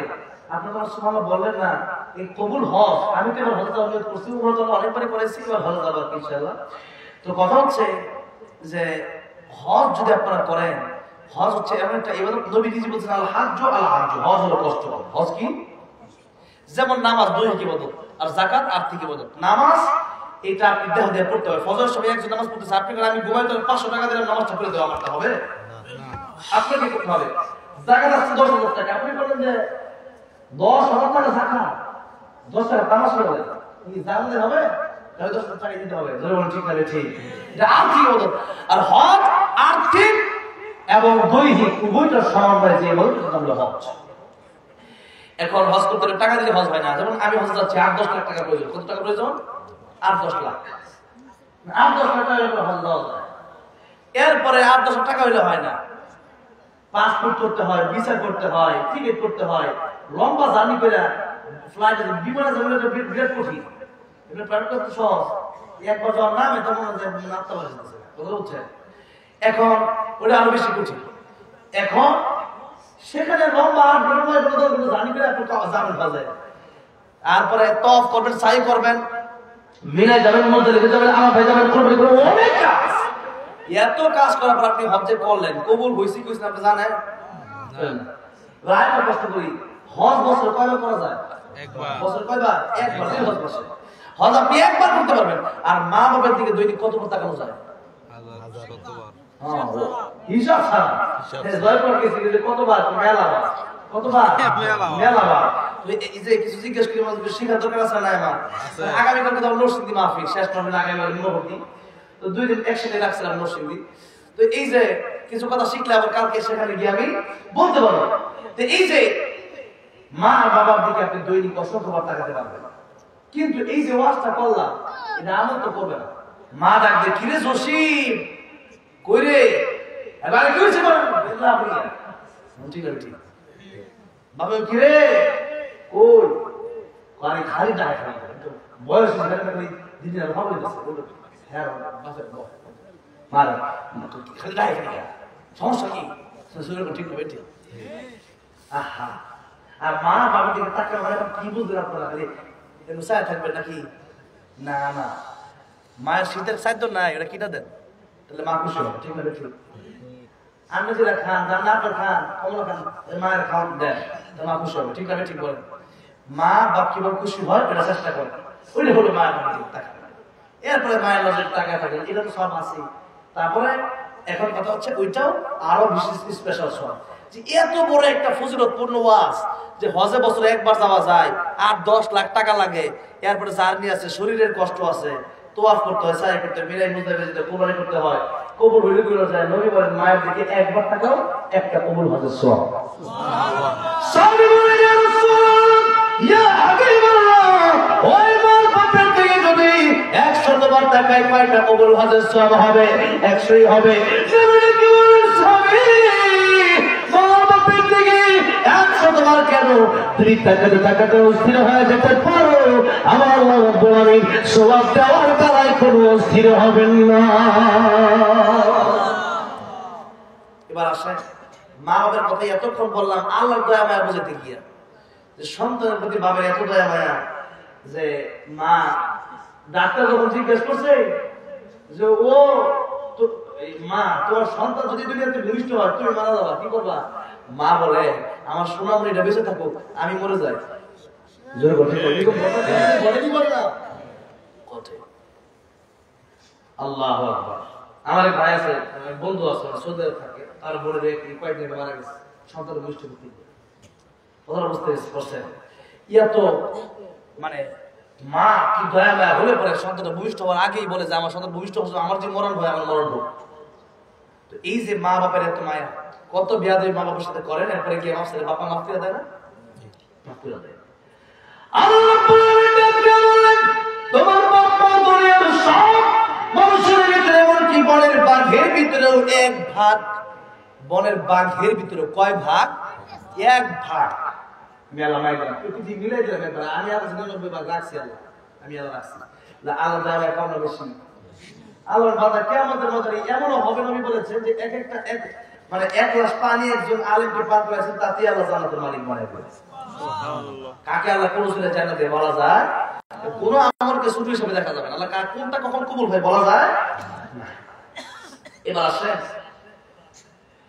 আল্লাহ বলতেছেন লা তাকানা তুমি রাহমাতুল্লাহ আমার রহমত থেকে লইলা শুরু তাহলে আল্লাহ বলেন আমি আল্লাহ চাইলে তোমাদের জীবনের সব গুনাহ মাফ করে দিতে পারি তবে একটা কথা মনে রাখবেন কিয়ামতের মধ্যে আল্লাহ শুধু উসিলা দেখে মাফ করেও এমন কোন ব্যক্তি থাকে শিরক করে আল্লাহ বলেন লা ইয়াগফিরু আইয়ুশরাকা আমি আল্লাহ শিরকের গুনাহ কিন্তু মাফ করব আল্লাহ সত্য তাহলে আল্লাহ শিরকের গুনাহ মাফ করবে না।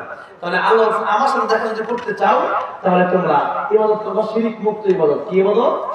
শিরক মুক্ত ইবাদত। আমার ভাইরা, আমার বাবাজিরা, এবার আসুন যে কথা বলছিলাম যে এই কোরআন থেকে আমাদের ইবাদত গঠিত হবে। কোরআন হচ্ছে আমাদের এক নাম্বার জিকির। এই কোরআন আপনি শিখবেন, যদি না শিখেন নামাজে কিয়ামতের মধ্যে নামাজ সর্বপ্রথম হবে, আর নামাজ হিসাব থেকে যা ধরা খেয়ে যাবে এরা বিপদে পড়ে যাবে সব জায়গায়। ঠিক না? ঠিক। আর যারা পার পেয়ে যাবে সব জায়গায় পার পেয়ে যাবে। এবার নামাজ ভঙ্গের কারণ 19টা। প্রথম কারণ হলো নামাজ শুদ্ধ করা। নামাজ কি পড়া? আপনি সারা জীবন নামাজ পড়লেন, কোরআন শরীফ পড়লেন, শুদ্ধ নামাজ হয়েছে? কারণ আপনি আমার আল্লাহ মাফ আজকে জানলেন, এখনো যদি না পড়েন তাহলে তো ভিন্ন কথা। এতদিন হয়তো অনেকে জানতেন না, আমার আল্লাহ মাফ করে দিতে পারে। তবে কথা হচ্ছে আপনি আজকে আপনাকে বলে দিলাম কোরআন শরীফ শুদ্ধভাবে তিলাওয়াত করা ছাড়া কোরআন বদদোয়া দেয়, কোরআন নামও দেয়। কোরআন শরীফ কেন শুদ্ধ করতে? এই জন্য কোরআন শরীফ শুদ্ধ করে শিক্ষার দরকার আছে নাই? তাই এই বক্তব্যের সাথে একটা প্রথম কথা হলো বয়স্ক শিক্ষা আপনারা চালু করুন। কি শিক্ষা? বয়স্ক শিক্ষা। আপনি যদি আপনার শরম যদি লাগে, কোরআন যদি শরম লাগে, এটা তো অহংকারী। কোরআন শিখতে আপনার শরম লজ্জা লাগে, তাহলে তো আপনার ভিতরে ঝামেলা আছে, ইমানে ঝামেলা আছে। কথাটা বোঝেন নাই? কোরআন অনেকের কাছে ভালো লাগে, ইসলাম অনেকের কাছে ভালো লাগে। ভালো লাগলে তো আপনার ভিতরে ইমান ঠিক নেই। এই জন্য কোরআন আপনি শিখবেন, এটা প্রথম কথা। আজকে জিকির মানে কি? আপনি কোরআন শিখবেন। মানে কি শিখবেন? কোরআন শরীফ শুদ্ধ করে শিখবেন। 2 নাম্বার, কু আনফুসাকুম ওয়া আহলিকুম নারা। আল্লাহ বলেছেন তুমি নিজে জাহান্নামের আগুন থেকে বাঁচাও, তোমার আহলকে বাঁচাও, তোমার সন্তানকে বাঁচাও, স্ত্রীকে বাঁচাও। তার মানে সন্তানকেও মাদ্রাসায় প্রথমে ডক্টর ইঞ্জিনিয়ার বানানোর কোনো সমস্যা নাই। আমাদের ডক্টর মিজানুর রহমান আজহারি সন্তান কি কম? ডক্টর জাকির নায়েক, এরপর আর কত বড় বড় আলেম। আলেম হয়েছে ডাক্তারও আছে, এরকম অভাব নাই। আলেম ও ইঞ্জিনিয়ার, আলেম বড় ব্যবসায়ী আছে না? আছে। কোরআনটা 2 বছর শিখান, মক্তবটা পড়ান, কোরআন শরীফ শুদ্ধ করে শিখুক, নামাজটা কিভাবে পড়তে এটা শিখুক। কমপক্ষে আপনি মারা গেলে আপনার জন্য রব্বিল হামহুমা কামা রাব্বায়ানি সগীরা দোয়া করতে। আর তারা করলে কোন সন্তান কোরআন যদি না শিখান, যদি মদখোর হয়, গাঁজাখোর, ইয়াবাখোর হয়, একটা সন্তান যদি মাদকাসক্ত হয়, গোটা জাহান্নামে আগুন হয়ে যায়। ঠিক না? ঠিক। একটা সন্তান যদি নামাজি হয়ে যায়, সেই ঘরে রহমত আছে না নাই? নামাজ আছে যেখানে, রহমত আছে সেখানে। এই জন্য নামাজি নামাজ শিখা। যদি বলেছেন 7 বছর বয়সে নামাজ পড়তে বলো, নামাজ যদি না এরপর 10 বছর বয়স হয়ে গেলে ওরে পিটাও। ওরে কি করো? পিটাও। এই ছোটদের স্নেহ করার জন্য আল্লাহর নাম সদরে অনেক লম্বা তাফসীর গতকালকে করেছিলাম, কিন্তু অনেক লম্বা তাফসীর আছে, এটা আপনারা শুনবেন না। ইউটিউব থেকে আপনারা আলোচনা করছেন, গান শোনান, সিনেমা দেখেন, আমাদের বাউল গান দেখেন, না দেখে ওয়াক্ত তাফসীর শুনবেন, আল্লাহ আমাদের কাছে সাইদ তাফসীর শুনবেন, আল্লাহ রাসূলুল্লাহ নাসির হক তাফসীর শুনবেন। কথা বুঝে আসছে? তো এই যে ছোটদের কি রাসূল সাল্লাল্লাহু আলাইহি ওয়াসাল্লাম খুব স্নেহ করতেন, এগুলা অনেক লম্বা ঘটনা। আজকে যাবেন ওইদিকে, 12টা বেজে গেছে। এখন কথা হচ্ছে যে এরপর নবী বললেন নামাজ না পড়লে 10 বছর বয়স হয়ে গেলে ওরে পিটাও। ওরে কি করো? পিটাও। যে নামাজ পড়ে সেটা আল্লাহ চেনে। ও বাপ চিনবে কি? ও মা চিনবে কি? ওই ভাই চিনবে কি? জনগণ ও মানুষকে চিনবে? ও তো মানুষকে হত্যা করতে দ্বিধাবোধ করবে। ও তো আল্লাহরে চিনে না। ওর সৃষ্টি করলো কে? সে আল্লাহ তো সেজদা দিবে, ওটা তো আল্লাহ তো চিনো না। সে যদি বলেন ঠিক না? ঠিক। আল্লাহ রেজেছে না, কিছু চেনে না। যে আল্লাহ রেজেছে যে আমার আসলে বানাইছে কে? কে বানাইলো আমার? না এই জানি, কেন আসলাম তা যদি না জানি, কিন্তু আমার উদ্দেশ্য ঠিক নাই। তখন মা বাবা গালি দিলে কি হয়েছে? আরে রাস্তার মধ্যে থাকতে দিলে কি হয়েছে? চুরি করলে কি হয়েছে? ডাকাতি করলে কি হয়েছে? তার আল্লাহর ভয় নাই। কথা বুঝে আসছে? এই জন্য কোরআন শিখলে, কোরআন শিখার অনেক লম্বা তাফসীর, সেটা শুনে আমার তাফসীর আমি বলি মাঝে মাঝে। দুনিয়াতে লাভ, মরণে লাভ, কবরে লাভ, হাসরে লাভ, এগুলো এক একটা ব্যাখ্যা করতে 2-3 ঘন্টা লাগবে। আমি তো মুখস্থ নিয়ে আসি না, আমি ওয়াজ করে থাকি যখন থেকে আসে। এখন কথা হচ্ছে সর্বপ্রথম নিজে কোরআন শিখবেন, সন্তানকে কোরআন শেখাবেন। রাজি আছেন ইনশাআল্লাহ? আর যদি না শিখেন, সন্তান বলবে আল্লাহ আমার বাপ আমার ডক্টর ইঞ্জিনিয়ার সবই নাই, কোরআন শিখে নাই, এটা আমার বাপটা আগে জান্নাত দেবে। নাউজুবিল্লাহ বলে। তাহলে 1 নম্বরে কি বললাম? কোরআন আমাদের শিখতে হবে। 2 নম্বরে ফাযাক্কির বিল কুরআনি মান ইয়াখাফু ওয়াঈদ। আবার সূরা বাশার ফাযাক্কির ইন্নামা আনতা মুযাক্কির, আপনি উপদেশ দেন। কি দেন? উপদেশ দেন। এই যে কোরআনের উপদেশ শুনে অনেক মানুষ শুন থেকে ডাকাতি খেলা রুটি হয়ে গেছে। ঠিক না? ঠিক। উপদেশ। 3 নাম্বার জিকির শব্দের অর্থ হলো নামাজ। 3 নাম্বার কি? নামাজ। আল্লাহ রাব্বুল আলামিন বলছেন ইয়া আইয়ুহাল্লাযীনা আমানু ইযা নুদিয়া লিস-সালাতি মিন ইয়াউমিল জুমআতি ফাসআউ ইলা যিকরিল্লাহি ওয়া যারুল বাই'। জুমার দিন যখন আযান হয়ে যায়, নামাজের দিকে যখন ডাকা হয়, ফাসআউ ইলা যিকরিল্লাহ, আল্লাহর জিকিরের দিকে দৌড়াও। আল্লাহর জিকির মানে এখানে নামাজের দিকে দৌড়াও। জুমার দিন আযান হয়ে গেছে, তখন কোথায় দৌড়াবা? নামাজের দিকে দৌড়াও। এটা জিকির মানে নামাজ। নামাজ যে ব্যক্তি পড়ে না, ও ব্যক্তির সাথে আল্লাহর সাথে সম্পর্ক নাই। বাইনাল আবদি ওয়া বাইনাল কুফরি তারকুস সালাত। মুমিনের মধ্যে আর কাফিরের মধ্যে পার্থক্য করে নামাজ কি? নামাজ। আপনি যদি নামাজ পড়েন, তাহলে নামাজই আপনার সাথে আল্লাহর সম্পর্ক আছে। নামাজ না পড়ার সাথে আল্লাহর সাথে আমার সম্পর্ক নাই। তাহলে যখন জিজ্ঞেস করবে তোমার রবকে কবরে যাওয়ার পরে, জবাব দিতে পারবেন না। রবকে তো চিনেনই না আপনি। আপনি রবকে সেজদা দেওয়ার চিন্তাই মনে করলেন না, বের হবে না মাটিতে যাবেন। এই জন্য নামাজ পড়বেন তো ইনশাআল্লাহ। মুসা আলাইহিস সালামের এক লোক আসছে, মহিলা, এর ওয়ালা পয়গম্বর, আমি জিনা করছি, একটা বাচ্চা ধরে 5 হাত দিয়ে রেখেছি, আমার তো খারাপ তো আছে। মুসা বলল না, রাগী মানুষ ছিলেন। এমনি আল্লাহ জিবরাইল আলাইহিস সালামকে পাঠিয়েছেন, বললেন মুসাকে কি বলবা যে নামাজ পড়া না ওর চেয়ে খারাপ। অথচ আমরা ওইগুলাকে গুনাহ মনে করি, যেমন অনেকে সুদকে গুনাহ মনে করে। তো সুদ কেমন গুনাহ? ফাআদানু বিহারবিন মিনাল্লাহি ওয়া রাসূলিহি। আল্লাহ বলেছেন আমি আর সাথে যুদ্ধ করা। যুদ্ধ হলো নমরুদ, ফেরাউন, ঠিক না বেঠিক? যুদ্ধ হলো আলাপ বা যুদ্ধ কি করে মশা দেব, যখন ঠিক না বেঠিক, বেশি কিছু লাগে না। তো এই জন্য ওইগুলাকে গুনাহ মনে করবেন, সুদকে গুনাহ মনে করবেন। সুদ যারা খায়, সুদ যারা দেয়, সেটা আল্লাহর কোনো সম্পর্ক নাই। কেন খায়? আল্লাহ যুদ্ধ করে তারা। আর সর্বনিম্ন গুনাহ হচ্ছে, এটা 70টা শাখা আছে, তার চেয়ে কম বেশি হবে। তো এই যে শাখা, এত তার সর্বনিম্ন হলো মাস জিনা করে, নাউজুবিল্লাহ। এরপর আমাদের দেশে অনেক সুদ আছে, ব্যাংকের মাধ্যমে। আপনি মনে করতেছেন যে এটা ছিল ঘোরায় ফেরা, আপনার মন কিন্তু ঠিক আছে, এটা শুধু আপনি বুঝতেছেন। এরপর আপনি ঘোরায় ফেরার কথা কম, এগুলোর দাম নাই। আমার ভাইরা, আমার বাবা জিরা, তাহলে 3 নাম্বার জিকির শব্দের অর্থ হচ্ছে নামাজ। নামাজ যারা পড়ে এদের কোনো জিকির করা দরকার। এরা কি জিকির করে? নামাজ যারা পড়ে আসল জিকির, এরা আসল জিকির করে। 4 নাম্বার জিকিরের কথা আল্লাহ রাব্বুল আলামিন বলছেন। আল্লাহ রাব্বুল আলামিন বলছেন وَمَنْ أَعْرَضَ عَنْ ذِكْرِي فَإِنَّ لَهُ مَعِيشَةً ضَنكًا وَنَحْشُرُهُ يَوْمَ الْقِيَامَةِ أَعْمَى। আল্লাহ বলেন, আমি আল্লাহ আইন থেকে যে ব্যক্তি মুখ ফিরে দিবে, সেই ব্যক্তি তার জীবন আমি আল্লাহ রাব্বুল আলামিন সংকীর্ণ করে দেব। টাকা পয়সা কামাবে, কিন্তু জীবনে শান্তি হবে না। অনলাইন যে টাকা কামায় খাই আমরা, কত বলেন না?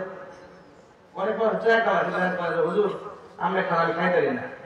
আর আমরা আলহামদুলিল্লাহ যে 10 পদ 20 পদ 30 40 পদ থাকবে। একজন একটা হুজুর এত খায়, আমরা খাইতে পারি না। কার আমরা খাইতে পারি না? আমরা কোরআনের কথা বেশি কই, দিকে লাঙ্গর বেশি খাওয়া, জোরে ঠিক না ঠিক? আমরা আল্লাহ বলতেছে যে কোরআন যদি না মানো, আল্লাহ আইন যদি না মানো, তাহলে টাকা কামাইবা, খাইতে পারবো না। নবী বলছে যা খাইলা শেষ হয়ে গেল, এরপর কামড়টা পয়লা ফোন না দিছো, আর যে আমার কবর হয়ে গেল, এটা তোমার থাকবে। আর সব আমি আসার আগে বলছি খাও, যে এখন লই দিছি, কইছি এই কেলা কি খাবা, তোমরা মা খাও। রংসা খাইছে, আমি হ্যাঁ কইছি কেক বিস্কুট কেক এবার খাও। তো এগুলো কি লিগা? আমি কারে না খাইলে তো তুমি টাকা পয়সা আছে খাই, তো চা খাই বিস্কুট খাও, তোমরা না খাইলে তো এই টাকা পয়সা আমি কাজে রেখে যাবো। আমি টাকা পয়সার জন্য তোমার কাজে রেখে যাবো না, ওই সন্তানের জন্য। ওই আর এইগুলো টাইপ নেই, কারণ ওই 1000 টাকা ছেড়ে দেখা যায় বাপের লেগে কেউ দিতে রাজি হয় না। দেখা যায় চুপ করে বসে থাকে, 2-4-5 জন দেয়, আর বাপমার কথা খবরটাও জেরত করে না, সারা বসা যায়, এমন লোক আছে না। তার কি হবে? এই যে আমার মোবাইলটা আছে, চিন্তা করবে যে হ্যাঁ হুজুর চলছি, হুজুর তার ফোন করবো না, মোবাইলটা আগে অফ করবো। একজন মোবাইল নিব, একজন এটা নিব, ব্লেজারটা ওর দামি আছে, 5-6 হাজার দাম আছে, এটা লয়ে যাই। গড়িটা 50,000 টাকা দাম, এটা লয়ে যাই। কথা বলছেন না? মোবাইলে যে চুরিটা দিয়েছি, মোবাইল একটা থইছি, মোটামুটি সব লয়ে যাবে। আমি কিছু না, যদি বুঝি যে মরে যাবো গা, তাদের সব বেশি জানা যাবে, সব ইচ্ছা আল্লাহ কথা বলবেন না। এত কাল লেগে রাখবো, এলে যা খামু, যা পড়মু, আর যা আমল করে যাবো, ওটা লাভ হবে। যা থুয়ে যাবো, ওটা এত লাভ হবে না। কথা বলেন নাই? আমরা খালি জমাইতে যেই ফুটের লেগে সুদ খাইলাম, ওই ফুট মোটর সাইকেল ঠিক ঘুরে, আপনার লেগে দোয়াও করে না।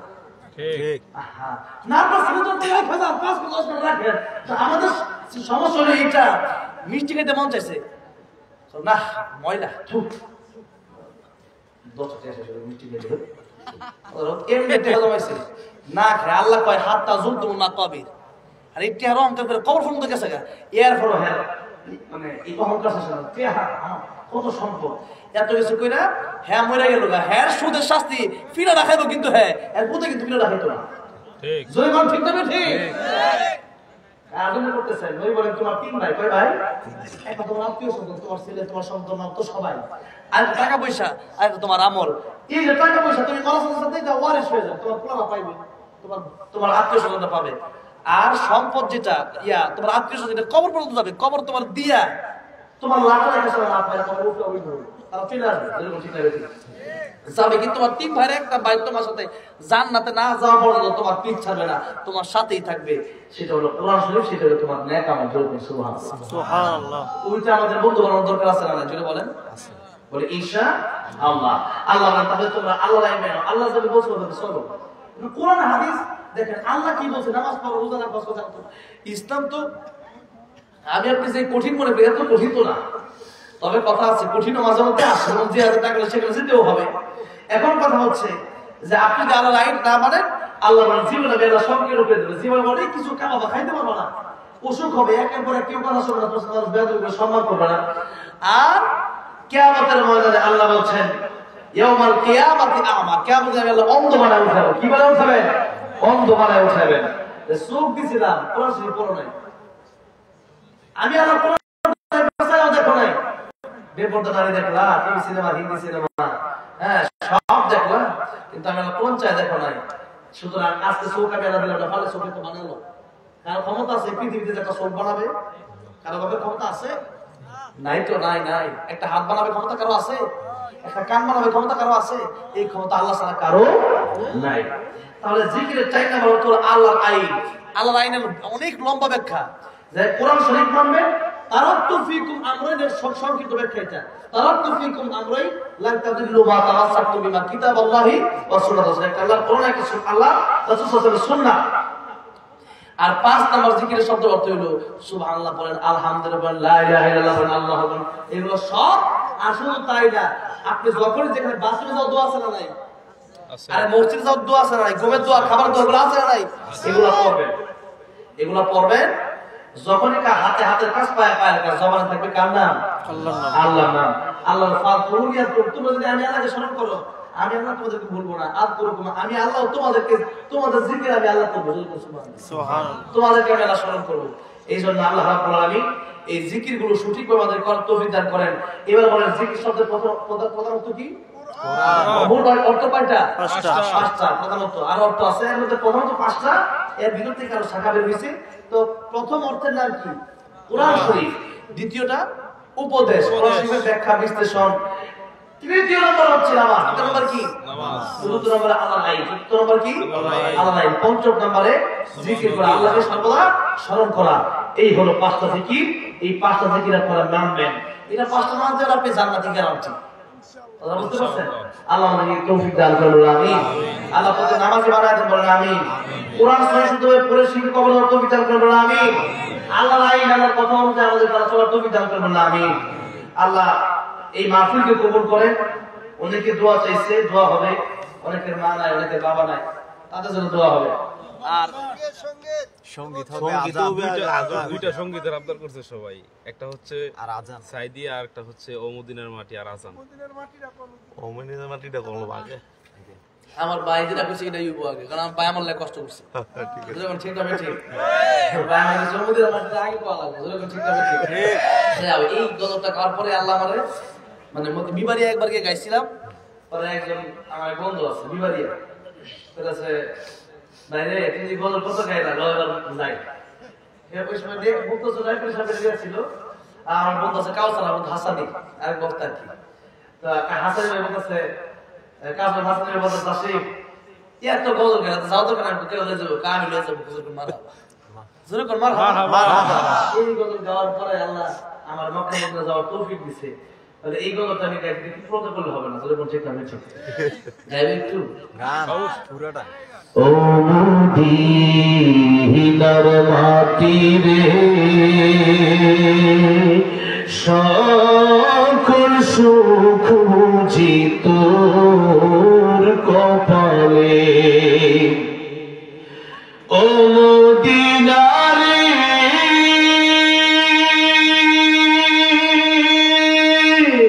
তোর বুকে আমার নাবি যার লাগি পাগল সবই যার তরে হইল সৃষ্টি ত্রিভুবন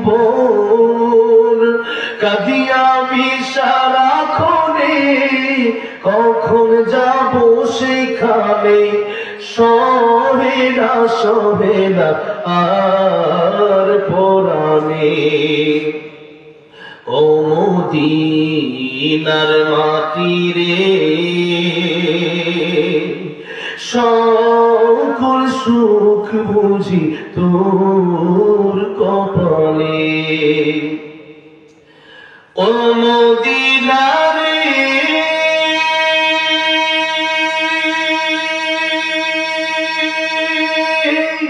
পাখি যদি হতাম আমি উড়ে উড়ে যেতাম আমি থাকতো না মনে কোনো যন্ত্রণা দেহে নাই পাখায় আমার সাথে নাই টাকায় আমার কেমনে যাব সেখানে ও মদিনার মাটি রে সকল সুখ বুঝি তোর কপালে আল্লাহ সবাই বারো মক্কা মদিনা যাওয়ার তৌফিক দান করেন বলেন আমিন নবীর রওজা জিয়ারত করার তৌফিক দান করেন বলেন আমিন নবীর দিদার নসিব করে দেন বলেন আমিন এখন মোনাজাত হবে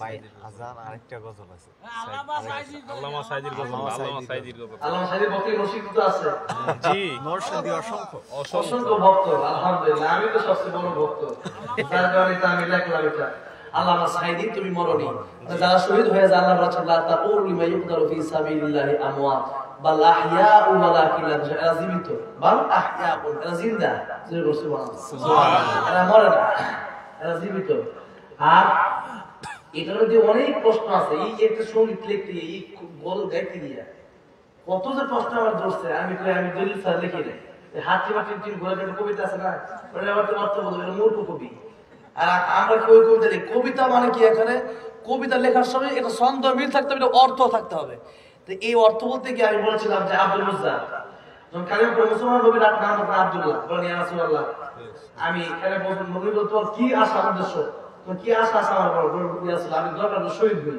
যুদ্ধের ময়দানে যুদ্ধ হলো না রাস্তার মধ্যে নবীর দোয়া কবুল মারা গেল নবী বলেন আল্লাহ রাস্তা থেকে যে মারা গেছে আল্লাহ রাস্তার দিনের পথে সে শহীদের মর্যাদা পাবে সুবহানাল্লাহ সুবহানাল্লাহ তো সেই হিসাবে আল্লাহ সাইদের শহীদের মর্যাদা পেয়েছে কিন্তু সাধারণ কথা আরো কঠিন দলিল আছে সেটা হচ্ছে যে আল্লামা সাইদিকে প্রথম গাজীপুরের শহীদ তাজউদ্দিন মেডিকেল কলেজ হাসপাতালে নিয়ে যাওয়া হলো মানুষ ভিড় করে ফেললো সেখানে চক্রান্ত করে পারে নাই এরপরে যে ডাক্তার আমার সাথে গতকালকে আমি যখন ইয়াতে চাঁপাইনবাবগঞ্জ রাজশাহী থেকে আসলাম ফ্লাইট থেকে নামলাম তখন অনেক সময় ফ্লাইট দিয়ে মানে বসে থাকতে হবে ওয়েট করতে হবে ফ্লাইটের জন্য তো ওখানে একজন কর্মকর্তা আমাকে বললো সাইদি সাহেবকে যে ডাক্তার মারছে ওর ডাক্তার 3 দিন পরে আমেরিকা চলে গেছে ওর আন্তর্জাতিক ফ্লাইটে তারা সেখানে আমাদের টার্মিনাল থাকে সবসময় থাকে তো তারা বললো যে ওই ডাক্তার 3 দিন পরে চলে গেল কারণ মানুষ যে কোনো ভাবে তারা শেষ করে ফেলে এখন এই জন্য সে চলে গেল ইনজেকশন দিয়ে বিষ দিয়ে আল্লাহ সাইদিকে শহীদ করে দেওয়া হয়েছে ওরা বুঝে আসছে ডাইরেক্ট শহীদ তিনি 13 বছর কারাগারে থাকবে স্বামী ছেলের সাথে আমার দেখা হয়েছিল আমার ছেলে কাতারে দেখা হয়েছিল কাতারে প্রোগ্রাম ছিল ইন্টারন্যাশনাল একটা কনফারেন্স ছিল আমাদের সেখানে বললো তিনি যে আমার বাবাকে ওই সময় বলা হয়েছে আপনি ইসলামী আন্দোলন বাদ দিয়ে গরম কিছু কথা বাদ দিয়ে নরম কথা বাদ আপনি সারা জীবন ওয়াজ করে আমরা আপনাকে সাপোর্ট দেবো এটা আমাদের পক্ষে বলছেন আল্লাহ সাদি বলছেন যে তোমাদের পক্ষে যদি কোরআন যায় আমি কোরআন সেদিকে যাবো আর তোমাদের বিপক্ষে করলে আমি সেদিকে যাবো এই ছিল আমার সাইদি 13 বছর কারাগারে কাটাছে উনি যেগুলো শুনে চাইলে বের হতে পারতেন যদি একটু সহজ হয়ে যেত নরম তিনি হন নাই এই জন্য আল্লাহ রাব্বুল আলামিন সেই মুফাসসিরকে যাদের উচ্চ মাকাম দান করেন জোরে বলেন আমিন মারা যাওয়ার পরে আমি মেডিকেলের সামনে গেলাম শাহবাগে গেলাম তখন যাওয়ার পরে মানুষ তো ভিড় তো দেখবো তোমরা মনে হয় লক্ষ লক্ষ মানুষ এরপর জানাজা তো ঢাকা পড়তে দেওয়া হলো না, একটা বিপ্লব সৃষ্টি হয়ে যাবে সেদিন ঢাকায়, রাস্তাঘাট অচল হয়ে যাবে। এরপরে আল্লামা সাইদুল্লাহকে যখন দেখতেও পারলাম না জীবনে, এরপরে কারাগারে ছিলেন, সব মিলাইয়া আমি কয়েক মিনিটের ভিতরে একটা সঙ্গীত লিখলাম। এই সঙ্গীত লেখার পরে আমাদের প্রায় 10 কোটি মানুষ শুনছে। আমরা যত দেখলাম প্রায় 10 কোটি। কত কোটি? 10 কোটি। 100 এটার হিসাব আছে, ইউটিউব হিসাব, মিলিয়ন। 1 মিলিয়ন হলে 10 লাখ। তো এখন দেখেন এত মানুষ শুনছে। আল্লামা সাইদি রহমাতুল্লাহ আলাইহি আমরা কোরআনের জন্য ভালো শুনি। আল্লামা সাইদি যখন ছিলেন, দেখেন ডক্টর মিজানুর রহমান আজহারি, ওনাকে আমরা সবাই কিভাবে চিনি? সবাইকে দেখছি আমরা? আমিও দেখি নাই, আমার সাথে কথা হয়েছে, আমি দেখি নাই। এখন ডক্টর মিজানুর রহমান আজহারি সাহেবকে আমার কয়েকজন দেখছেন নাকি? সবাই দেখেন, আমিও দেখি নাই। দেখা হবে ইনশাআল্লাহ কিছুদিনের ভিতরে। তো ডক্টর মিজানুর রহমান আজহারি সাহেবকে আমরা চিনি কিভাবে? মোবাইলের মাধ্যমে, ইন্টারনেটের মাধ্যমে আমরা দেখছি, ফেসবুকে, ইউটিউবে ওনার ওয়াজ যখন ছাড়লো তখন দেখলাম। তো এই যে ইউটিউব ফেসবুক যখন ছিল না, যখন ইউটিউব ফেসবুকের কোনো বুঝেই না, তখন আমরা আল্লামা সাইদি রহমাতুল্লাহ আলাইহির ওয়াজ আমরা ক্যাসেটের মাধ্যমে, টেপের মাধ্যমে, মোবাইল, অডিও মোবাইলের মাধ্যমে আমরা শুনছি। ঠিক সেই সময় থেকে আল্লামা সাইদিকে আমরা দেখিও নাই, অডিও শুনে তার জন্য আমরা পাগল। আল্লাহু আকবার বলেন। আল্লাহু আকবার। রাস্তাঘাটে হাঁটার সময় আল্লামা সাইদির অসন্ত মানুষ, কাজ করতে আল্লামা সাইদির অসন্ত। এই ছিল আসলে অবস্থা। 12 লক্ষ 14 লক্ষ লোক একটা মাহফিল হতো। এরপরে তারা চিন্তা করলো, এইভাবে যদি প্রত্যেকটা জায়গায় 12 লক্ষ 14 লাখ কিভাবে হয়ে যায়, তাহলে যারা চোর ডাকাত, যারা জনগণের থেকে টাকা মেরে খায়, বিভিন্ন জায়গায় ফুটপাত থেকে টাকা খায়, মানুষ টাকা খায়, এই সমস্ত সাদাবাজি বন্ধ হয়ে যাবে। ঠিক। জনগণের টাকা মেরে বেগম পাড়ায় বাড়ি করা বন্ধ হয়ে যাবে। ঠিক। এরপরে আমি দুবাই গেছিলাম, যাওয়ার পরে একজন বলতেছে এখানে 70-80 টাকা কেউ নামাজ পড়ে, একজন এমপি ছিল না দেশে, জানেন না? 70-80 টাকা কেউ তাহাজ্জুদ পড়ে, 10 টাকা 12 টাকা পড়তারি না, আর সে 80 টাকা তুলে আল্লাহ। আবার আমি মক্কা শরীফে গেছি, আমার পাশের হোটেলে স্বামী ওসমান ছিল, ও যেটা ছিল আমি একচেয়ে বড় ভিআইপি হোটেলে আমি ছিলাম। আমাকে নিয়ে গেছিল মুতাজিম গ্রুপের একজন মালিক, চট্টগ্রাম বাংলাদেশ অনেক বড়। আমি গেলাম হাফেজ আব্দুল সাকিব জাকারিয়া, সালেহ আহমদ তাকরিম, তার উস্তাদ কারি, আবার অনেকটা আমাদেরকে নিয়ে গেছিল। তা আমরা যে হোটেলে ছিলাম ওর পাশে পরবর্তী হোটেলে ছিল সে। তো সেখানে কি ও সিগারেট খাইছে এই ব্যক্তি, ইমানটা কি মজবুত, 70-80 তার পাগল বিশ্বাস করে। তো এই যে দেখুন অবস্থা, এর মতো ব্যক্তি তা আমাকে বললো যে এখানে কিন্তু আর ফ্ল্যাট আছে, বলেন কি? আহা, আমাদের দেশে এমন এমপিও ছিল, জনগণকে টাকা দিতে দিতে তাদের বাড়ি ঘর করতে পারে না তারা। জোরে কোন ঠিক না? ঠিক। হ্যাঁ, সাইদি সাহেব এমপি ছিল, তাহলে তাও তো এমপি ছিল। ওরা কেমন এমপি যে ওরা এতদিন পর্যন্ত সিস্টেম কইরেই দিয়েছে যে ঝামেলা হইলে কি করবো, বিদেশে গিয়ে কয়টা ফ্ল্যাট লাগবে, ওখানে কিভাবে সব সিস্টেম আগে থেকেই ওরা এত টাকা আসবে কোন জায়গা থেকে, এমপি হলে তারা জনগণের দিতে দিতে ফকির হয়ে যাবে। আসে শুধু এত আসে কেন? এখন পরে দেখা যায় জনগণের টাকা নাই, জনগণের রাস্তা টাকা আসছে 50 কোটি, 2 কোটি আছে, 48 কোটি নাই। কথাটা বুঝেন নাই? এই জন্য আল্লাহ যখন এইভাবে তাফসীর করা শুরু করলেন, যখন প্রতিদিন জালেমের বিরুদ্ধে বলা শুরু করলেন, স্বৈরাচারের বিরুদ্ধে, বৈষম্যের বিরুদ্ধে, তখন শুরু হয়ে গেল এই লোক ইবে মাঠে থাকলে কয়েকদিন পরে আমাদের খাওয়া থাকবে না, সিস্টেম পাল্টে যাবে। তাই ওনাকে কারাগারে আটকে রাখা হলো। তাহলে উনি একজন দিনের মধ্যে মুজাহিদ ছিলেন, তাতে কোনো সন্দেহ আছে না। তাই আমি কষ্ট করে লিখেছিলাম, আল্লামা সাইদি তুমি মরণি, শহীদ হয়েছ তুমি তাই জানি। ঠিক আছে? কারাগারে কাটালে 13টি বছর, বাতিল কেটেছে তোমায় দেখে থরথর। কারাগারে কাটালে 13টি বছর, বাতিল কেটেছে তোমায় দেখে থরথর। তুমি যে ছিলে মোদের নয়নমণি, শহীদ হয়েছ তুমি তাই জানি। আল্লামা সাইদি তুমি মরণি, শহীদ হয়েছ তুমি তাই জানি। দেখা তো হবে না আর এই জীবনে, দেখা হবে জান্নাতে ফুল বাগানে। এই আশা কবুল করো আল্লাহ তুমি, পড়াবে এ আশা কবুল করো আল্লাহ তুমি শহীদ হয়েছ তুমি তাই জানি আল্লামা সাঈদী তুমি মরণি শহীদ হয়েছ তুমি তাই জানি শহীদ হয়েছ তুমি তাই জানি আল্লাহ আমার কবরকে তুমি জান্নাতের বাগান বানায় দাও জোরে বলেন আমিন আল্লাহ রাব্বুল আলামিন আমাদেরকেও তুমি শাহাদাতের মৃত্যু নসিব করে দাও বলেন আমিন এখনই মোনাজাত হবে এত রাত আমরা একটু আগাম করে বসি কিন্তু এত গোপনে রাত হয়ে গেছে 2.5 ঘন্টা হয়ে গেছে প্রায় এখন 2 ঘন্টার উপরে হয়ে গেছে আমি এখন আগাম দিতে পারতেছি না যে পুরো সমালোচনা হয় না দেওয়ার পক্ষে এত রাতে আজান অনেক মানুষ বলতে গেছিল ফজর নামাজের টাইম হয়ে গেছে কথা বুঝতে পারছেন ভাই আমাদের এলাকার মানুষ অনেক সেনসিটিভ এটা হইলো আর কোনো আবদার নাই আর কোনো আবদার নাই এটা হইলো আর আপনার কাছে কোনো আবদার নাই ভাই এটা হইলো আর আবদার শেষ এখন এই মুহূর্তে এতক্ষণ পুরো শর্ত দিই নেই এই মুহূর্তে শর্ত শুরু হয়ে যাবে আজ 10,000 টাকা দেওয়া লাগবে এই যে এখন কান মাথা সব ফিরে গেছে 10,000 টাকা দেওয়া লাগবে না তবে জোরে জোরে আল্লাহ তুমি না আসা করতে এখন বলছি কেন আমাদের সুবহান আলহামদুলিল্লাহ টাকা 10 টাকা দেওয়া লাগবে আলহামদুলিল্লাহ তা আপনারা একটু আল্লাহু আকবার বলতে পারবেন না ইনশাআল্লাহ আমি যখনই আল্লাহু আকবার বলবো এক মিনিট শেষ হবে আর জোরে কি বলবেন আল্লাহু আকবার ইয়া জোরে বলেন আল্লাহু আকবার এই আওয়াজ হবে না আর জোরে আল্লাহু আকবার তাহলে এইবার মোটামুটি একটা হইছে আর কি এইবার যদি হয় এই আওয়াজটা যতক্ষণ থাকবে আমি ততক্ষণ আজান দেব ইনশাআল্লাহ রেডি আপনারা সবাই রেডি কাছে কাছে দিয়ে দেন ওয়াজ করা কষ্ট আছে বেশি কষ্ট আজান দেব এটা হাই স্কেল আছে স্কেলের বেশি যাই হোক এখন আল্লাহ আকবার সবাই রেডি ইনশাআল্লাহ দেখা যাক কেমন রেডি হয়েছেন আপনারা কারো বলে রহমতুল্লাহ যে আজানটা দিতেন আর কি আমি মসজিদে বেলা গাড়ি হারাই উঠবো তার আগে একটা মসজিদে বেলা তো ওখানে দেখি বাংলাদেশের অনেক মানে ইমাম সাহেবরাও সেখানে ইমামতি তা আমারে বললো ভাই আপনি যদি বাংলাদেশ থেকে আপনার চিনি আমি আপনি আজানটা আপনি দেন আসতে যেরকম মামা সেই গাড়ি হারায় আমি সেই গাড়ি হারার পাশের মসজিদে আল্লাহ আমাকে আজান দেওয়ার তৌফিক দিয়েছে এটা আমার জন্য বড় ভাগ্যের ব্যাপার না আলহামদুলিল্লাহ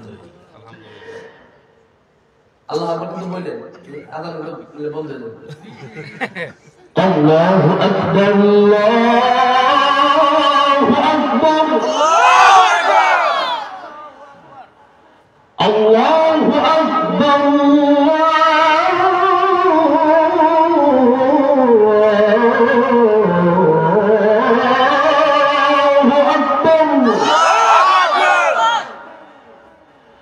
أشهد أن لا إله إلا الله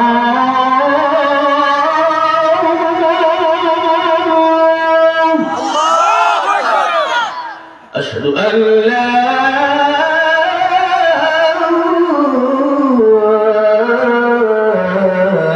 إله إلا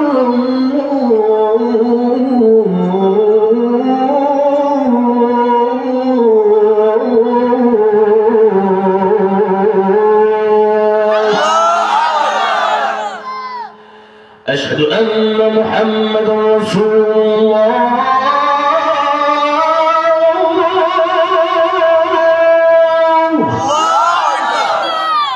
أشهد أن محمدا رسول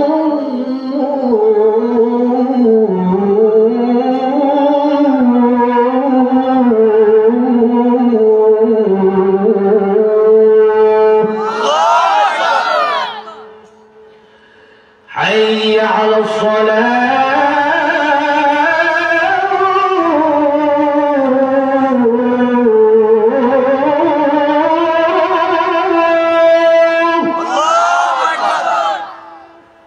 حي على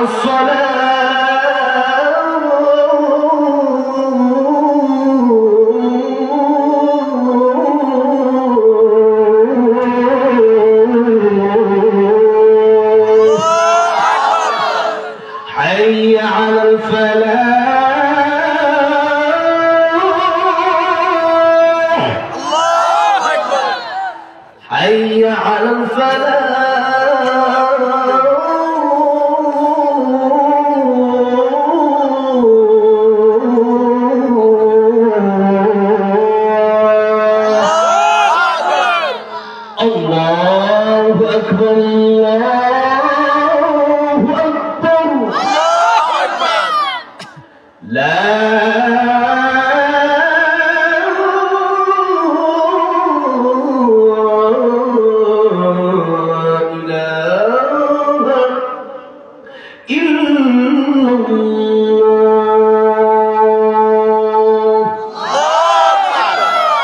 আজান শুনলেন কেমন লাগলো? আলহামদুলিল্লাহ। নামাজ যদি পড়েন আরো ভালো লাগবে। ঠিক আছে? আল্লাহ সবাই পাঁচ ওয়াক্ত নামাজি বানায় দেন, বলেন আমিন। ইন্নাস সালাতা তানহা আনিল ফাহশাই ওয়াল মুনকার। নামাজ পড়লে অন্য গুনাহ থেকে আল্লাহ বাঁচায়। নামাজ আমরা পড়ব, আল্লাহ কবুল করেন, বলেন আমিন।